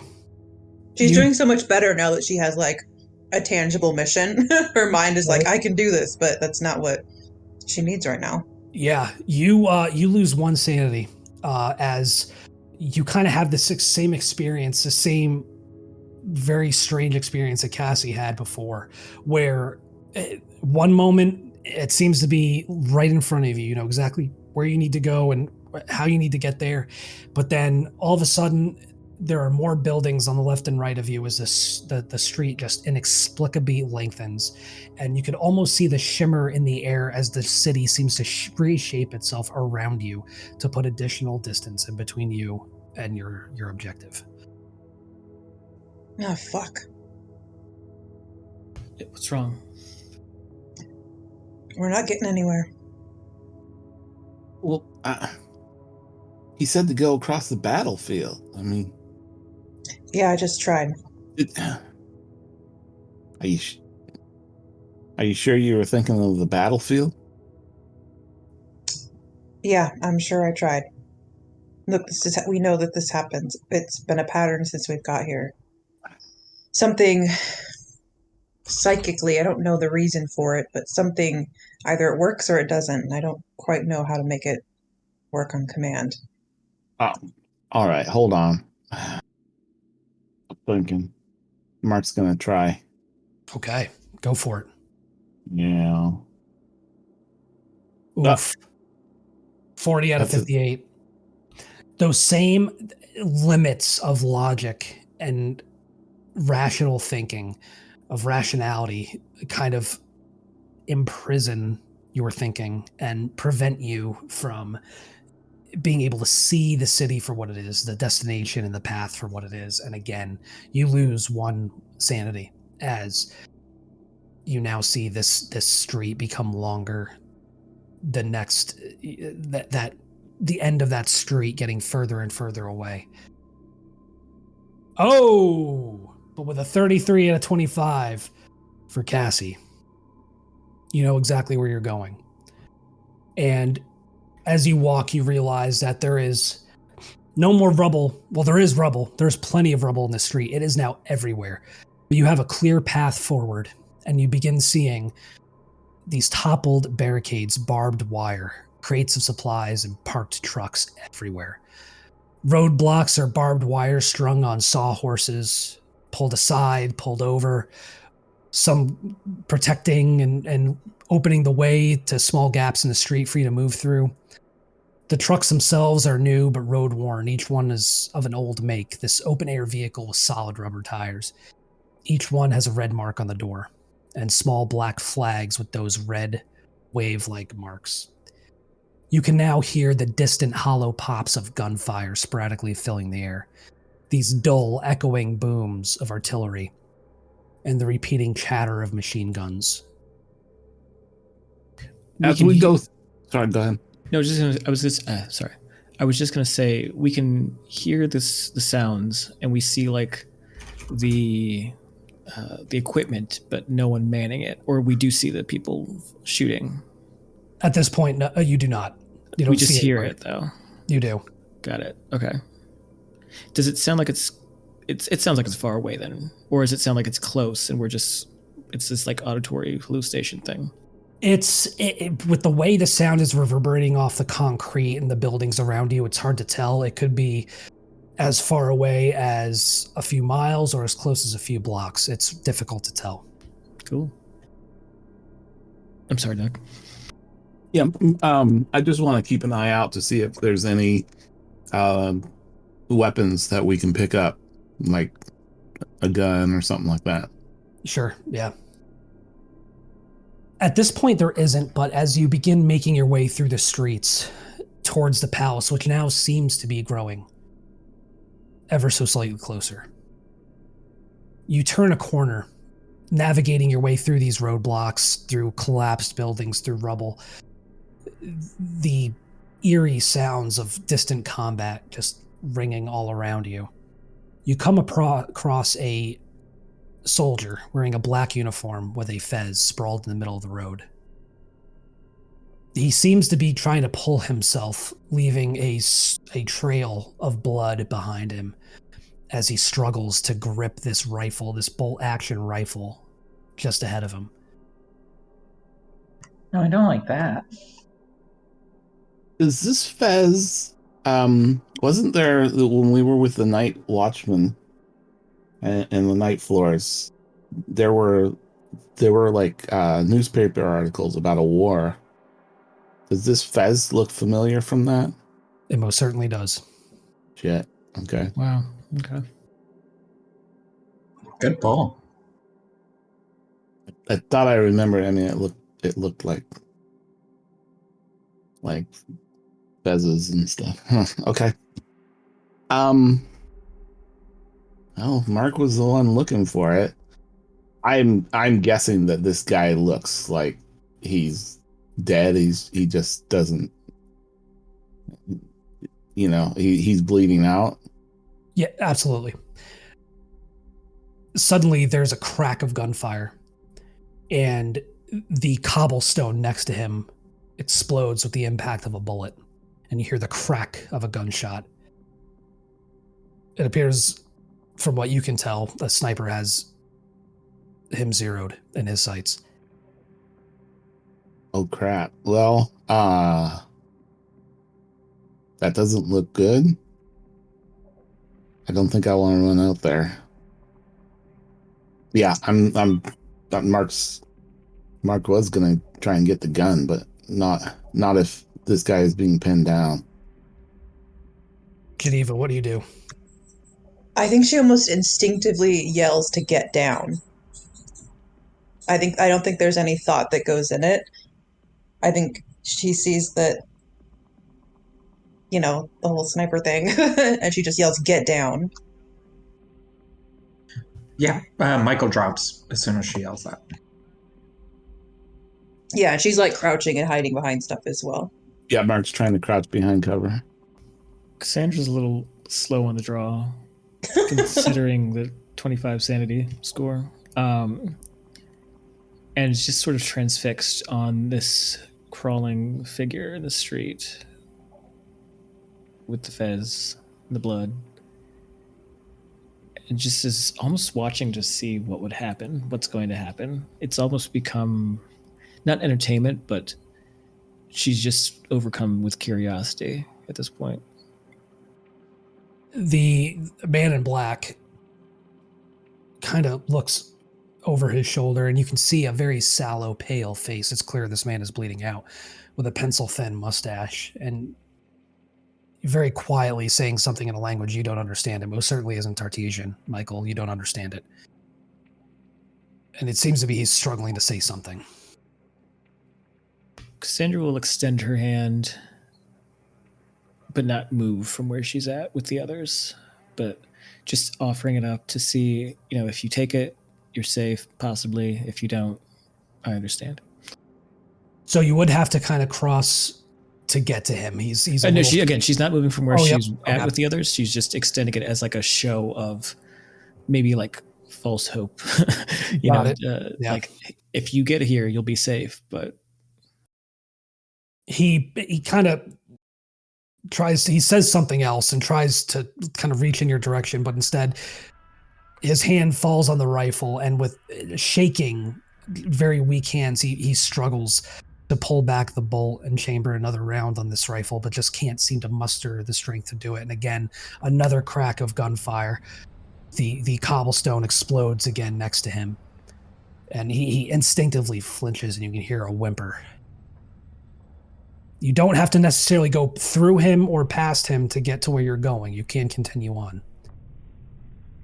I mean, I feel really bad about this, but also Michael's like face down with both of his hands over his head. Like he's not crawling out there to save a dude from a sniper. Yeah, I mean, I feel like, and not to dictate what anyone else does, but I feel like at least Geneva especially seems like the type who would just be like, this is not our objective, we need to go. And so if everyone else starts to go, Cassandra would probably follow. Yeah, I think there's almost a moment where you guys looking at her might think, oh my God, she's about to run out there and try to help that person. Like there's almost this moment where she just has this instinctive need to like go help. But she kind of catches herself and just kind of looks to the side and tries to find a path that they can kind of duck and cover and make their way and just keep going. And then she'll head that way. Yeah. Cassandra will take one last look at him and follow the others. Okay. You continue on your way, navigating these war-torn streets. You come to another intersection, and this time you see 6 ragtag young soldiers in these unmarked gray-green uniforms, not like the one you just saw with the man in the fez. These ones look almost familiar. They're dragging down the street these 2 teenage boys, their hands bound behind their backs. The soldiers appear to be armed with pistols and light submachine guns. They're distracted. They're scared from the looks of it, battle-weary. Their eyes definitely have this 1,000-yard stare to them. The blonde-haired, blue-eyed leader of this group fashions a noose and throws a rope over a lamppost and settles it over the neck of the first boy. He says something, and it sounds like it's German. And you said the boys are the ones in the different uniforms? Well, they're all boys. Sure. But these young, you have the young soldiers in the gray-green uniforms, 6 of them, both armed, and then 2 teenagers that they're dragging with them, their hands bound behind their backs. What are the 2 teenagers dressed up in? It looks like just civilian clothes. Just. Does it look like from any time period, or? What do you have a score in history at all? Let me check. I have a 10 in history, so base score. Okay, all right, yeah. So I'd say it just at first glance maybe early to mid 1930s, potentially 1940s.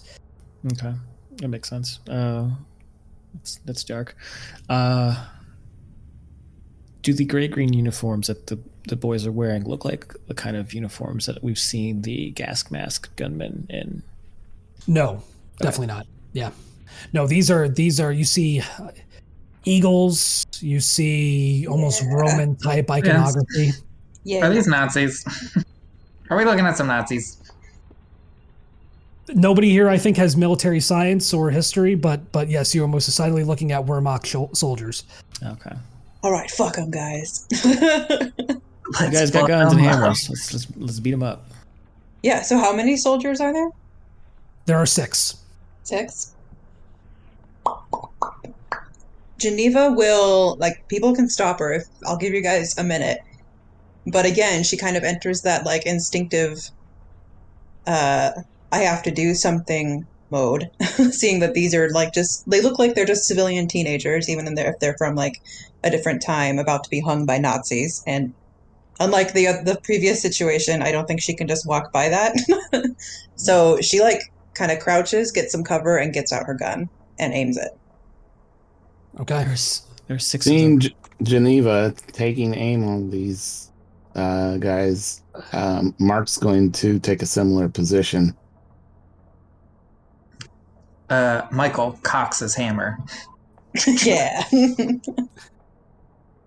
Okay. Yeah, if no one stops her, she's going to aim and she's going to try to shoot whichever one seems like they're about to the one that just hung the noose over and is about to hang them. She's going to try to take that one out. Just before she shoots, though, I will say Cassandra puts her hand on your shoulder and says, "There are 6 of them, and they're all armed, right?" Yeah, they all have submachine guns. They're all armed. We don't stand a chance. Get down, and she fires. Oh, I was going to say Michael takes cover. He's going to take cover behind something. He doesn't have a ranged weapon, so. Yeah, Cassandra will take cover as well. Okay. So, Geneva, the leader settles the noose around the neck of this boy, tightens it, and hoists it, and the boy begins kicking and choking as he is strangled from this lamppost. You take aim at him, and you begin to squeeze the trigger, and go ahead and roll firearms. Ooh. Did I get an aiming advantage at all, or was it not enough time? I will give it to you. Yes. Hell yeah. Ooh. 1 second. Let me No try problem. the firearms one. I think this happened last time, but the pistol won't work. But I think my firearm score is Okay. basically the same. Okay. Yeah. Yeah. Ooh, right on. Okay. Yeah, with a 23 and a 71. Go ahead and roll your damage, which I believe is 1d. It's either 1d10 or 1d12. Let me check. It's a 10, I think, or at least that's what it says on my sheet. Yep. 1d10. Go ahead and roll. 3. 3. Yeah. You line up your sights and you squeeze the trigger, and the gun kicks in your hand, and the round kind of skims past his forehead, doesn't quite make contact, but skims past it and clearly knocks him back. He's dazed and stunned and on the ground, obviously can't react. He drops the boy to his feet, and the rest of the group begins to scatter and run for cover, thinking they have just been targeted by a sniper. So you have the drop on them. He's down, but he's still up, and he's scrambling to unsling his submachine gun and get it up as the 5 others, begin diving for cover behind roadblocks and rubble and the corners of buildings. So yeah, you all are in combat, and I will say, Mark, since you kind of have the drop on them, you can go ahead and roll as well. All right, so Mark pulls out the Glock. Well, he's been aiming it, and takes a shot. Okay. Yep. 68 out of 50, but with a 20% aimed, it's a 48 out of 50. So yeah, go ahead and roll your 1d10. Yep. All right. 7. Yep. Nice. Yep. You catch one of them right in the gut as he attempts to scramble for cover, and you hear shouts in German. Well, actually, I would go for the same one that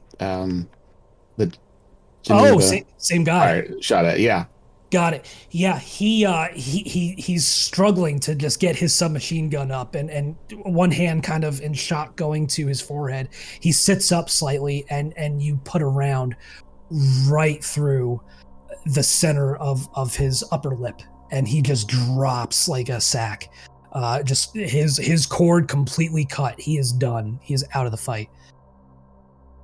I mean, from where I am, I'm going to do my best to duck behind cover and get ready to fire again. Okay, so yeah, some of these 5 remaining soldiers begin popping up from behind cover and begin spraying SMG fire, submachine gun fire in your general direction. Not really aiming, but we'll see how they do. Oof, yeah.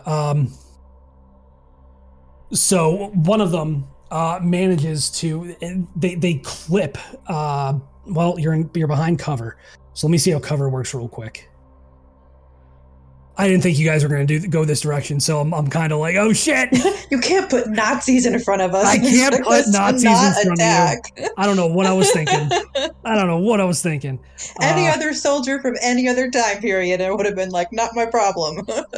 That is incredible. Let's see. You're behind cover. All right, so yeah, okay. One of them, they've got you zeroed in, Geneva, it seems like, but you're behind cover, and so the rounds are impacting the wall, and you don't take any damage, but you're pretty sure if you pop out, you're going to catch a round. Gotcha. Like, if I were to pop out to shoot, they would probably get me. There's a very good chance, yeah. Okay. They'd have to roll again, so of course they could miss, but if you were to leave cover, you could be in a bad spot. Hopefully they don't hit the dynamite. That would suck. Wouldn't it? Be a quick end to the campaign. Take off one of the 6 of dynamite. We'll light it and throw it at them. Yeah, we got enough spare, right?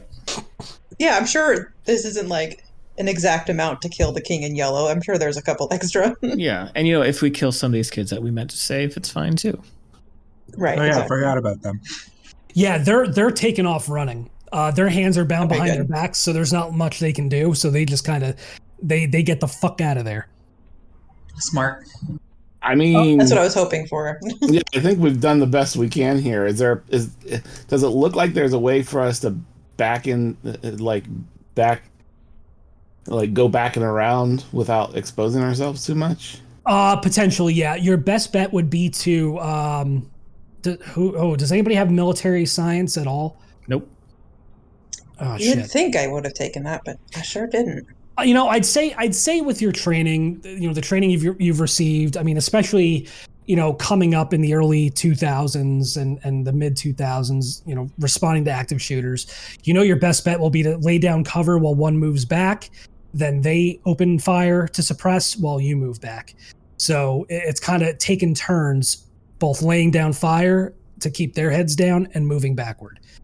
Gotcha. She'll communicate that with Mark since he has the other gun. Okay. All right. Well, I think, yeah. If Geneva's going to go first, Mark will back up and then find a good position to put down covering fire from. Okay. Go ahead and roll. I'll have you two roll your firearms checks. Okay.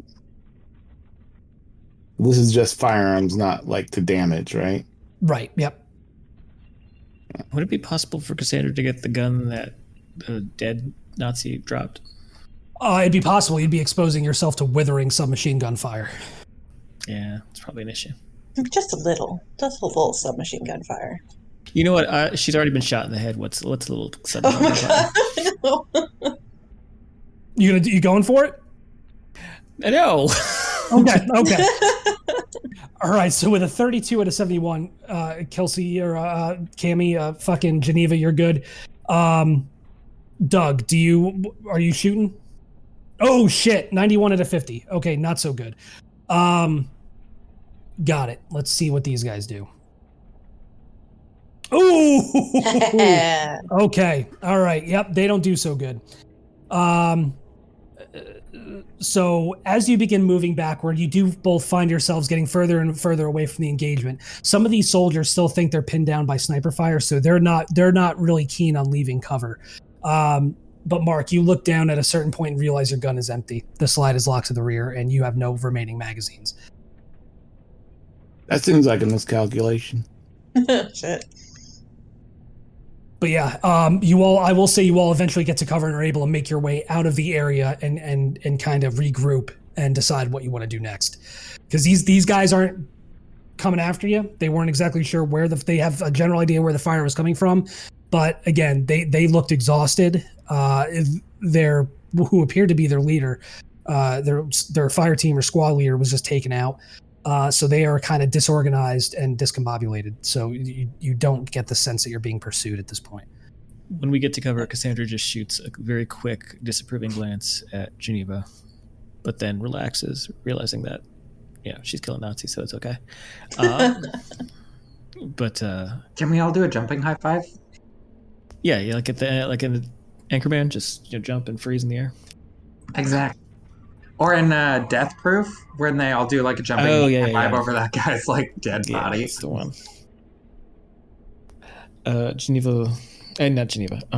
Cassandra looks around, and now that we're in cover, do we see anything that resembles a tractor factory? Not yet. You do not. Let's keep going. Okay. Yeah. As you move away, I would say, Geneva, do you check your weapon, see how many rounds you have left? Yeah, I've been tracking on my sheet and it says 14, but I don't know how ammo works in this world, so it could be that I have less than that. We're going narrative for the most part, but the way I envision it, you weren't just kind of doing onesie twosie boops at the guys when you were successfully moving back. In the cover fire. That's true. So I'll say, since you were successful, you probably have. I'll give you 3 remaining rounds. Cool. I'll take it. Okay. So you've got 3. Mark unfortunately has none. He's got an empty weapon. But as you begin to move away, you hear from a nearby alleyway. We hear what? Like a psst, like somebody trying to get your attention. I look over there. Can we see who it is? You can. It is the two boys. Oh. Y'all better get out of here. They're gonna be awful. We're gonna save the worst humans ever from that. Hey, at least they're not Nazis. We have that going for us. You look down the alley, and there seems to be like a cellar door that's open. You know, those kind of storm cellar type doors. Yeah. They're standing at the precipice, and they're kind of gesturing you over. Fuck it. Yep, Geneva goes. heading over there. At this point, yeah. They speak only in this strange Eastern European language that Michael, you know, is Tartessian, and so you're to kind of act as the translator. You know, they say, "Thank you for saving us." Yeah, of course. Why did they have you? Wrong place, wrong time. Okay. I wouldn't happen to have any weapons on you, would you? No, we don't fight. Is Michael relaying any of this to us? Oh yeah. Whenever Vince says something, you can just assume that Michael is quietly translating it before applying. When Michael says wrong place, wrong time, Cassandra asks Michael to ask them, what time is it? What place are we? Is it still Carcosa? They kind of look at you oddly, and at least the lead boy does, and they gesture you down into the basement. We must get off the street. Oh yeah, we're going down. You step into the basement, and it's dimly lit by lantern light, and you see that in this basement are these hollow-faced, starving civilians. There's men and women of varying ages, mostly old, some children. They kind of grin upon seeing you and offer you reach out with this worm-ridden bread and a bowl of thin, unidentifiable soup. Oh, that's really nice. You were going to the palace, yes? Eventually, we have a couple stops along the way. As they hear this, and as it's relayed in Tartessian and into English and back, is anybody like wearing a watch or anything like that? Out of curiosity. No, that's why Cassandra asked what time it was. Okay. My inventory says bathrobe and hammer in it. I mean, would I have my phone and would it work? Because that's probably what she uses to keep the time most of the time. I would say it doesn't work, but yeah, we could say you have your phone. And as you pull it out, one of the very elderly older men. I mean, do you have a watch? Mark's got to have a watch. Yeah, I think Mark probably would have a watch. There we go.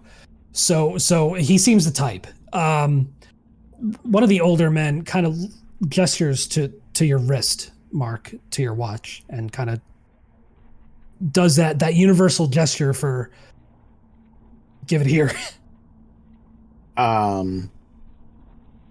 Yeah, Mark takes the watch and it's unclips it and holds it out to the man. The elderly man kind of holds it up to his ear and looks down at it, and this is clearly the most precious possession he's probably ever had or ever held in his hands. He is just regaled by the beauty of this instrument, and he looks at you and, with Michael translating, says, "We can get you closer through the sewers." Thank you. Yes. Wait, are you Ambrose? No, Ambrose. But you can take us to him, right? We can take you to Tractor Factory. Oh. Perfect. That was going to be what Geneva was going to ask. So yeah. I didn't write it down, but didn't they mention a watchmaker? The anarchist mentioned Ambrose in the Clockwork Factory, Oh, the Clockwork Factory. On the other side of the war zone. Yeah. Okay. All right. I guess we're not there yet. Does he look like he's gonna keep the watch? Yeah. Oh yeah. Oh man. Look, man, where we're going, time has no meaning. So Yeah. whatever.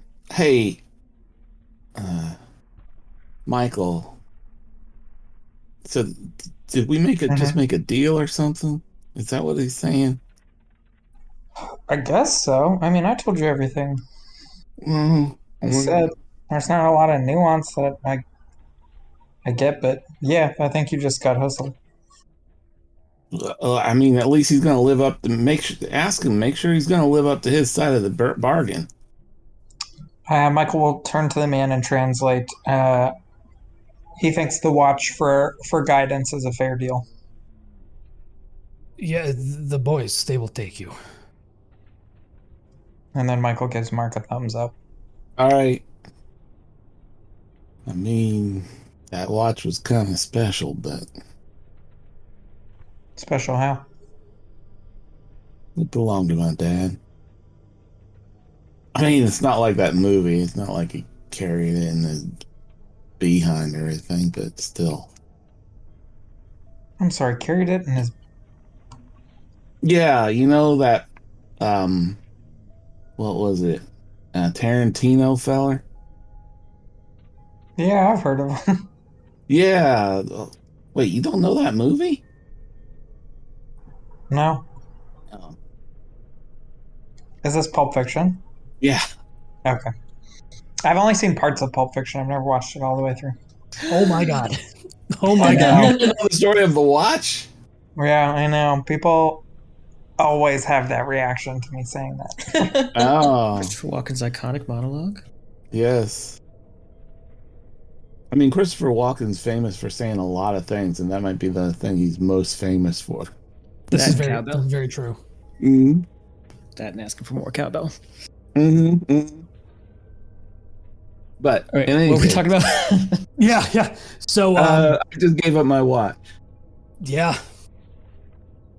So Well- the boys offer to take you. There's a tunnel that leads further down into what appears to be a sewer, and they tell you that this is a relatively safe way to navigate without having to go through the streets above to get at least closer to the tractor factory, through which you will have to pass to get to the pier.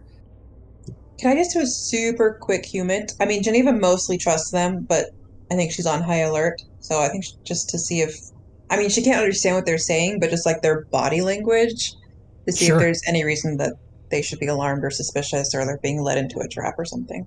Perfectly reasonable. Yeah, go ahead and roll that. Ooh, no. Oh, with an 88 and a 63. No. Yeah, tough to read. But I mean, logically speaking, you just did save these two lives. So.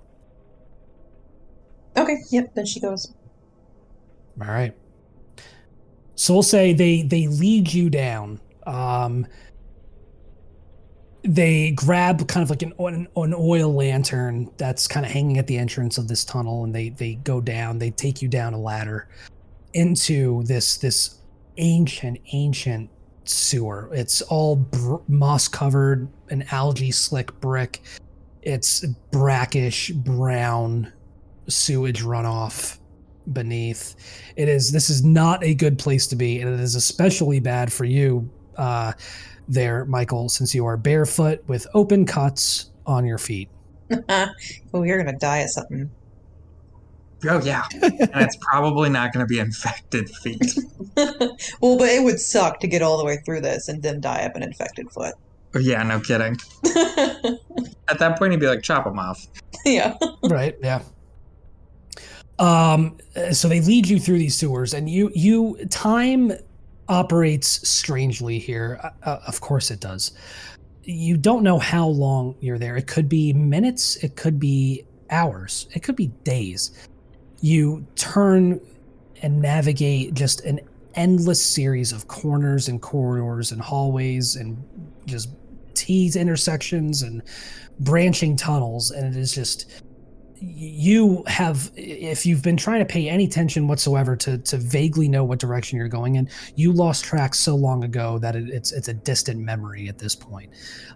Thankfully, these two young men seem to know exactly where they are going, and with that lantern held in front of them, they guide you effortlessly through this labyrinth, constantly looking back to make sure they have everyone and you're all with them.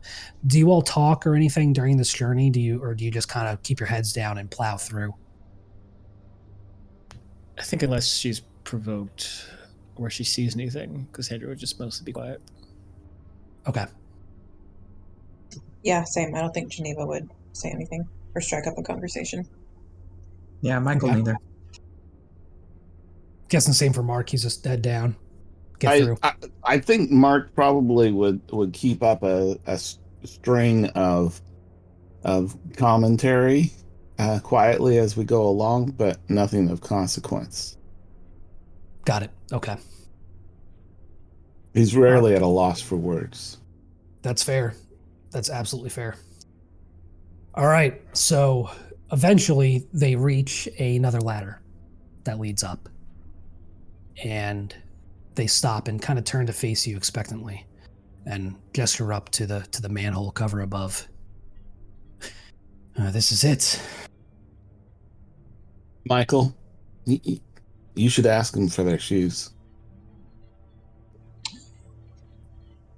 Yeah, that's actually probably not a bad idea. Can I have your shoes? They look back at what they just walked through and say, no. I saved your life. Ain't great. You're here. Yeah. Mark sees the direction this conversation is going, and he pulls his gun out and just holds it across his chest. Michael's actually going to put a hand out in front of Mark, like a whoa, and turn back to the kids and go, "You should leave." Is Mark trying to be threatening right there? Mm-hmm. Geneva, like, she's almost like stunned that is happening. And like almost gives Mark a look like, what the fuck are you doing? They kind of, it doesn't seem to compute for a minute, but they're like, if he's offering that in trade, we'll take it. They want to trade you the gun for the shoes. I mean, it's not a bad trade. The gun's kind of useless. Unless Also, we find it's more mine. bullets. Well, that's okay. No, I'm just kidding. I gave it to you. I mean, Yeah. okay. Yeah, unless you guys think it's crazy to give away this empty gun. I'm not gonna lie. I would really like to have a pair of shoes. Like a lot. Nope. Mark takes the gun and goes to like he's clearing the chamber, and holds it out butt first to the boys. Yeah, one of them takes it and kind of the other shrugs and begins pulling off the well-worn leather boots on his feet and hands them over to you, Michael. They're a tight fit, but I mean, it's better than nothing. He happily accepts. Good luck. Keep your heads down. Yeah, you too. Don't hang around with any more Nazis, okay? Right. And they take back off down where they came. Those are good kids. Yeah. How the hell did they end up here? How did same way we ended up here? Are people born here? Let's just keep going. Do you all head up? Yep. Yep. Yep. Who's the first one up? Geneva can go since she has the loaded gun, just in case. You kind of maneuver the, push up and slide the manhole cover back, and immediately you smell blood and smoke and just the smells of combat. And you peek your head out over the edge, and it is not far away is this giant L-shaped building that is in the center of just absolute carnage and destruction. There are craters from artillery and bombs everywhere. There's the chatter of gunfire, the whoops of artillery going off and bombs detonating. The ground is just subsumed in this choking smoke of cordite explosions and burning bodies. Hovering above it all in the distance is the palace, as huge as ever in the background. You see hundreds of corpses, black-wind soldiers in these opulent red and gold uniforms, men wearing these green uniforms you saw earlier as they attempted to hang those two young men, soldiers in light brown uniforms. It's just bodies everywhere. You see tanks, you see barricades, and at the end of it all, this L-shaped building, and beyond it, the palace. Can we tell, like, are all these people on the same side? All the different uniforms we see, can we tell if there are? And also, which side were the Nazis on? Were they on Blackwind's side? Impossible to tell. Okay. I want to know. Right? Yeah. All right. But anyway, I mean, the building, does this look like a clockwork factory? There is Cyrillic writing on the side. And Michael, you would recognize it does identify it as a tractor factory. Oh, the tractor factory. And there are blown open doors that you ostensibly would have to make it through to get to the other side. Can we see anything that looks like a pier on the other side? You can barely see anything beyond this building. Gotcha. Does it look like there's a workable, preferably stealthy path to get inside the tractor factory from here? No, it is a wide open kill zone. You said there was a lot of... Oh, sorry, go ahead. No, I was going to say, you said that some of these windows had shutters. I know it sounds maybe a little silly, but like, what if we put some of this, like, took some of the shutters or something, or some kind of rubble or something like that to just try and, like, I don't know. I know it's not bulletproof or anything like that, but. So those would have been like the apartments and the tenements where you previously came from? Strike it from the record. Yeah. No, you see machine guns and rifles popping off, filling the air, coming from inside this building. You see fire teams, entire squads of soldiers trying to navigate through and around these craters, only to be completely decimated by machine gun fire and mortar fire. So this is going to be a little crazy, but you could tell me if if it's just not something I can do. But since we know that at least at some point our thoughts could manipulate the space, is there a way, if Cassandra focused hard enough, that she could at least stop time enough for them to cross and get into the tractor factory? No. But that was a bad idea. No. Well, yes. You're on the right track. And you know the rules of how this place operates, especially movement. And oh, okay. So we could maybe go faster than speeding bullets. No. Well, we don't want to get stuck out there by trying to walk and failing or succeeding our sand check and then being stuck out in the open. You will have to make sand checks to cross. Yeah. Okay. So, but the thing is, if we succeed on a sand check, we probably just stay where we are in safety, right? There is no safety once you leave the sewer. Right. The only way out is through. Yeah, I mean, with that ringing through her head and knowing that either she goes to this masquerade or she dies trying, there's no other way. She is going to push ahead, try to get across. All right, go ahead and roll sanity. And you all watch as Cassie just kind of takes a resolute breath and begins charging.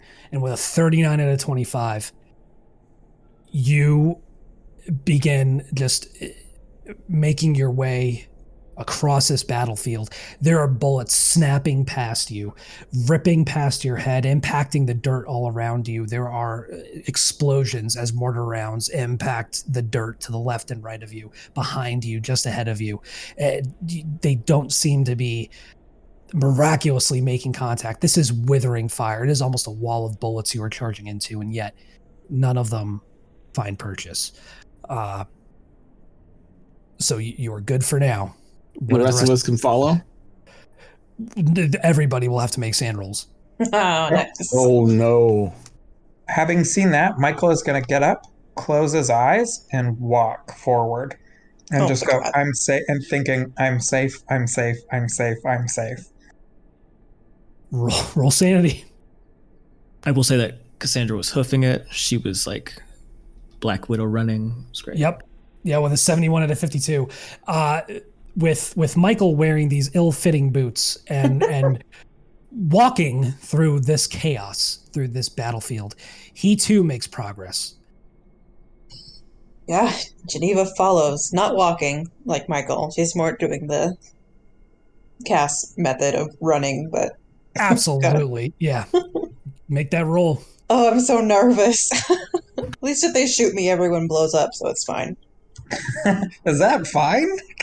Yeah, better. Go out with a bang, you know? Literally. Yeah, okay. Oh, hallelujah. Never thought I'd be so happy to see a stand fail. With a 68 out of 39. Yep, perfect. And Mark. Come on, Mark. Mark just starts walking across the battlefield. His eyes open though, looking at the building, and as he does, he recites to himself, "And Jacob was left alone, and there wrestled a man with him until the breaking of the day. And when he saw that he had prevailed not against him, he touched the hollow of his thigh, and the hollow of Jacob's thigh was out of joint as he wrestled with him." And dang on it. Oh man, that's what happens when you pray. Geneva said it. God is not with us here. All right, go ahead and make a luck roll. A luck roll. King in Yellow said, "I am the god here." Success. Ooh. Okay. Roll 1d4. Ooh. OD. That's not bad. The good. But the one. Okay. One. You catch a ricochet as a round kind of bounces off a nearby rock, kind of exposed by another explosion, mortar fire, as these bullets are just ripping all around you. One just happens to bounce off and impact your shin. It grazes you, thankfully, only doing 1 hit point of damage. But you are no closer to the tractor factory as the others. They're about halfway across the field, and you're still back at the starting point. Yeah, I think. Yeah. So Mark, when he gets hit with the shrapnel, he flinches and stops, takes a deep breath, breathes out, and keeps going. We're going to pick it back up with Cassie. So Cassie, go ahead and roll me another sanity roll. Oh, fuck. We got to do it again? Yep. Oof. Does that mean you get sniped? Oh, shit. That was a bad time for that. With a 1 out of 25, go ahead and roll luck. Success. Roll 1d4. Beautiful. 1. You lose 1 hit point as a round just grazes your shoulder, almost knocking you around with the impact, but thankfully it's just a grazing wound, a flesh wound at this point. You feel this burning sensation in your flesh as it rips clothing and tissue, but you're able to continue moving. Unfortunately, you look down and around and realize you haven't moved at all. Yeah, there's that, like, it's almost as if the bullet hitting her flesh broke her out of whatever trance was projecting her across the street, across this. When you open your eyes, you're standing at those blown open doorways. Hysterically. Mark's not looking good, by the way, guys. Where are you at? 4. Oh, okay. Jeez. You're still up, but you're hurting. Yeah. I took a lot from earlier. Yeah, all right. I forgot about that. So Mark pauses, takes a deep breath, and he keeps going, and he says, and he said, "Let me go, for the day breaketh." And he said, "I will not let thee go, except thou bless me." And Mark's kind of looking up into the sky when he says this. And that's another success. 54 out of 57. Michael and Geneva, go ahead and roll sanity. Michael? Thank goodness. There we go. At least Michael failed. Michael, you look back and you concentrate. You try to will Mark closer, or at least you try to will the ground to close, the distance to close. And Mark, you find yourself moving. And you are now halfway across the field. Because I failed, do I take... No, because Michael aided you. Oh, okay. Yep. Okay, Cassie, go ahead and roll. 86 out of 25. You two make it the rest of the way. All right. Yeah. Oh, go ahead. Oh, no, I was just going to say, seeing the others push ahead, push through, steals herself and just clutching her bloody arm, rushes into, like when Mark is running across, she almost runs into him, kind of barreling into the others. Well, now Mark's only halfway. Oh, well then she just pushes past you. She body checks you. Yeah. Yes. No, I meant Michael. Sorry. Okay. Knocks him down. All right, Mark. Go ahead and roll that sanity check. Does everybody get to help me? We'll see how you do. Okay, one last shot. With a 94 out of 57. Yay! Emboldened by the sight of Cassie blasting past you and arriving safely at the entrance of the tractor factory, you just muster all of the every last iota of will you can and charge across this battlefield and practically tumble into the waiting forms of Geneva, Michael, and Cassie. The four of you, as the sounds of just intense fever-pitched combat continue to echo around you, you charge into the factory. And it's almost like when you climbed up those stairs to arrive at the banks of Lake Holly, you are suddenly outside again. You don't remember leaving the factory, you don't remember navigating through it, but you are now outside. And you can hear the sounds of combat behind you, and you turn back and you can see the rear of the factory through which you just passed through. And you see that the streets here are quiet and clean. There's no rubble, there's no smoke, there's no gunfire, except for that which is behind you. No signs of battle or warfare here. You see smoke creeping from chimneys. You see refuse stacked in tidy piles in crossroads and at corners. It's eerily quiet. And above it all, hanging over this area like a giant eye, is the palace. So close now that you can occasionally see a light flickering in one of the upper story windows. There are three buildings that stand out. The palace itself, the Clockwork Factory, and a gallery. As you look out, you see that one of them is on a pier. And for a moment, Cassie, this is a scene that you're familiar with, having just looked at that postcard. That's exactly what this looks like. We've made it. And I think that's a great place to end for tonight. Hey. Yo. Big on.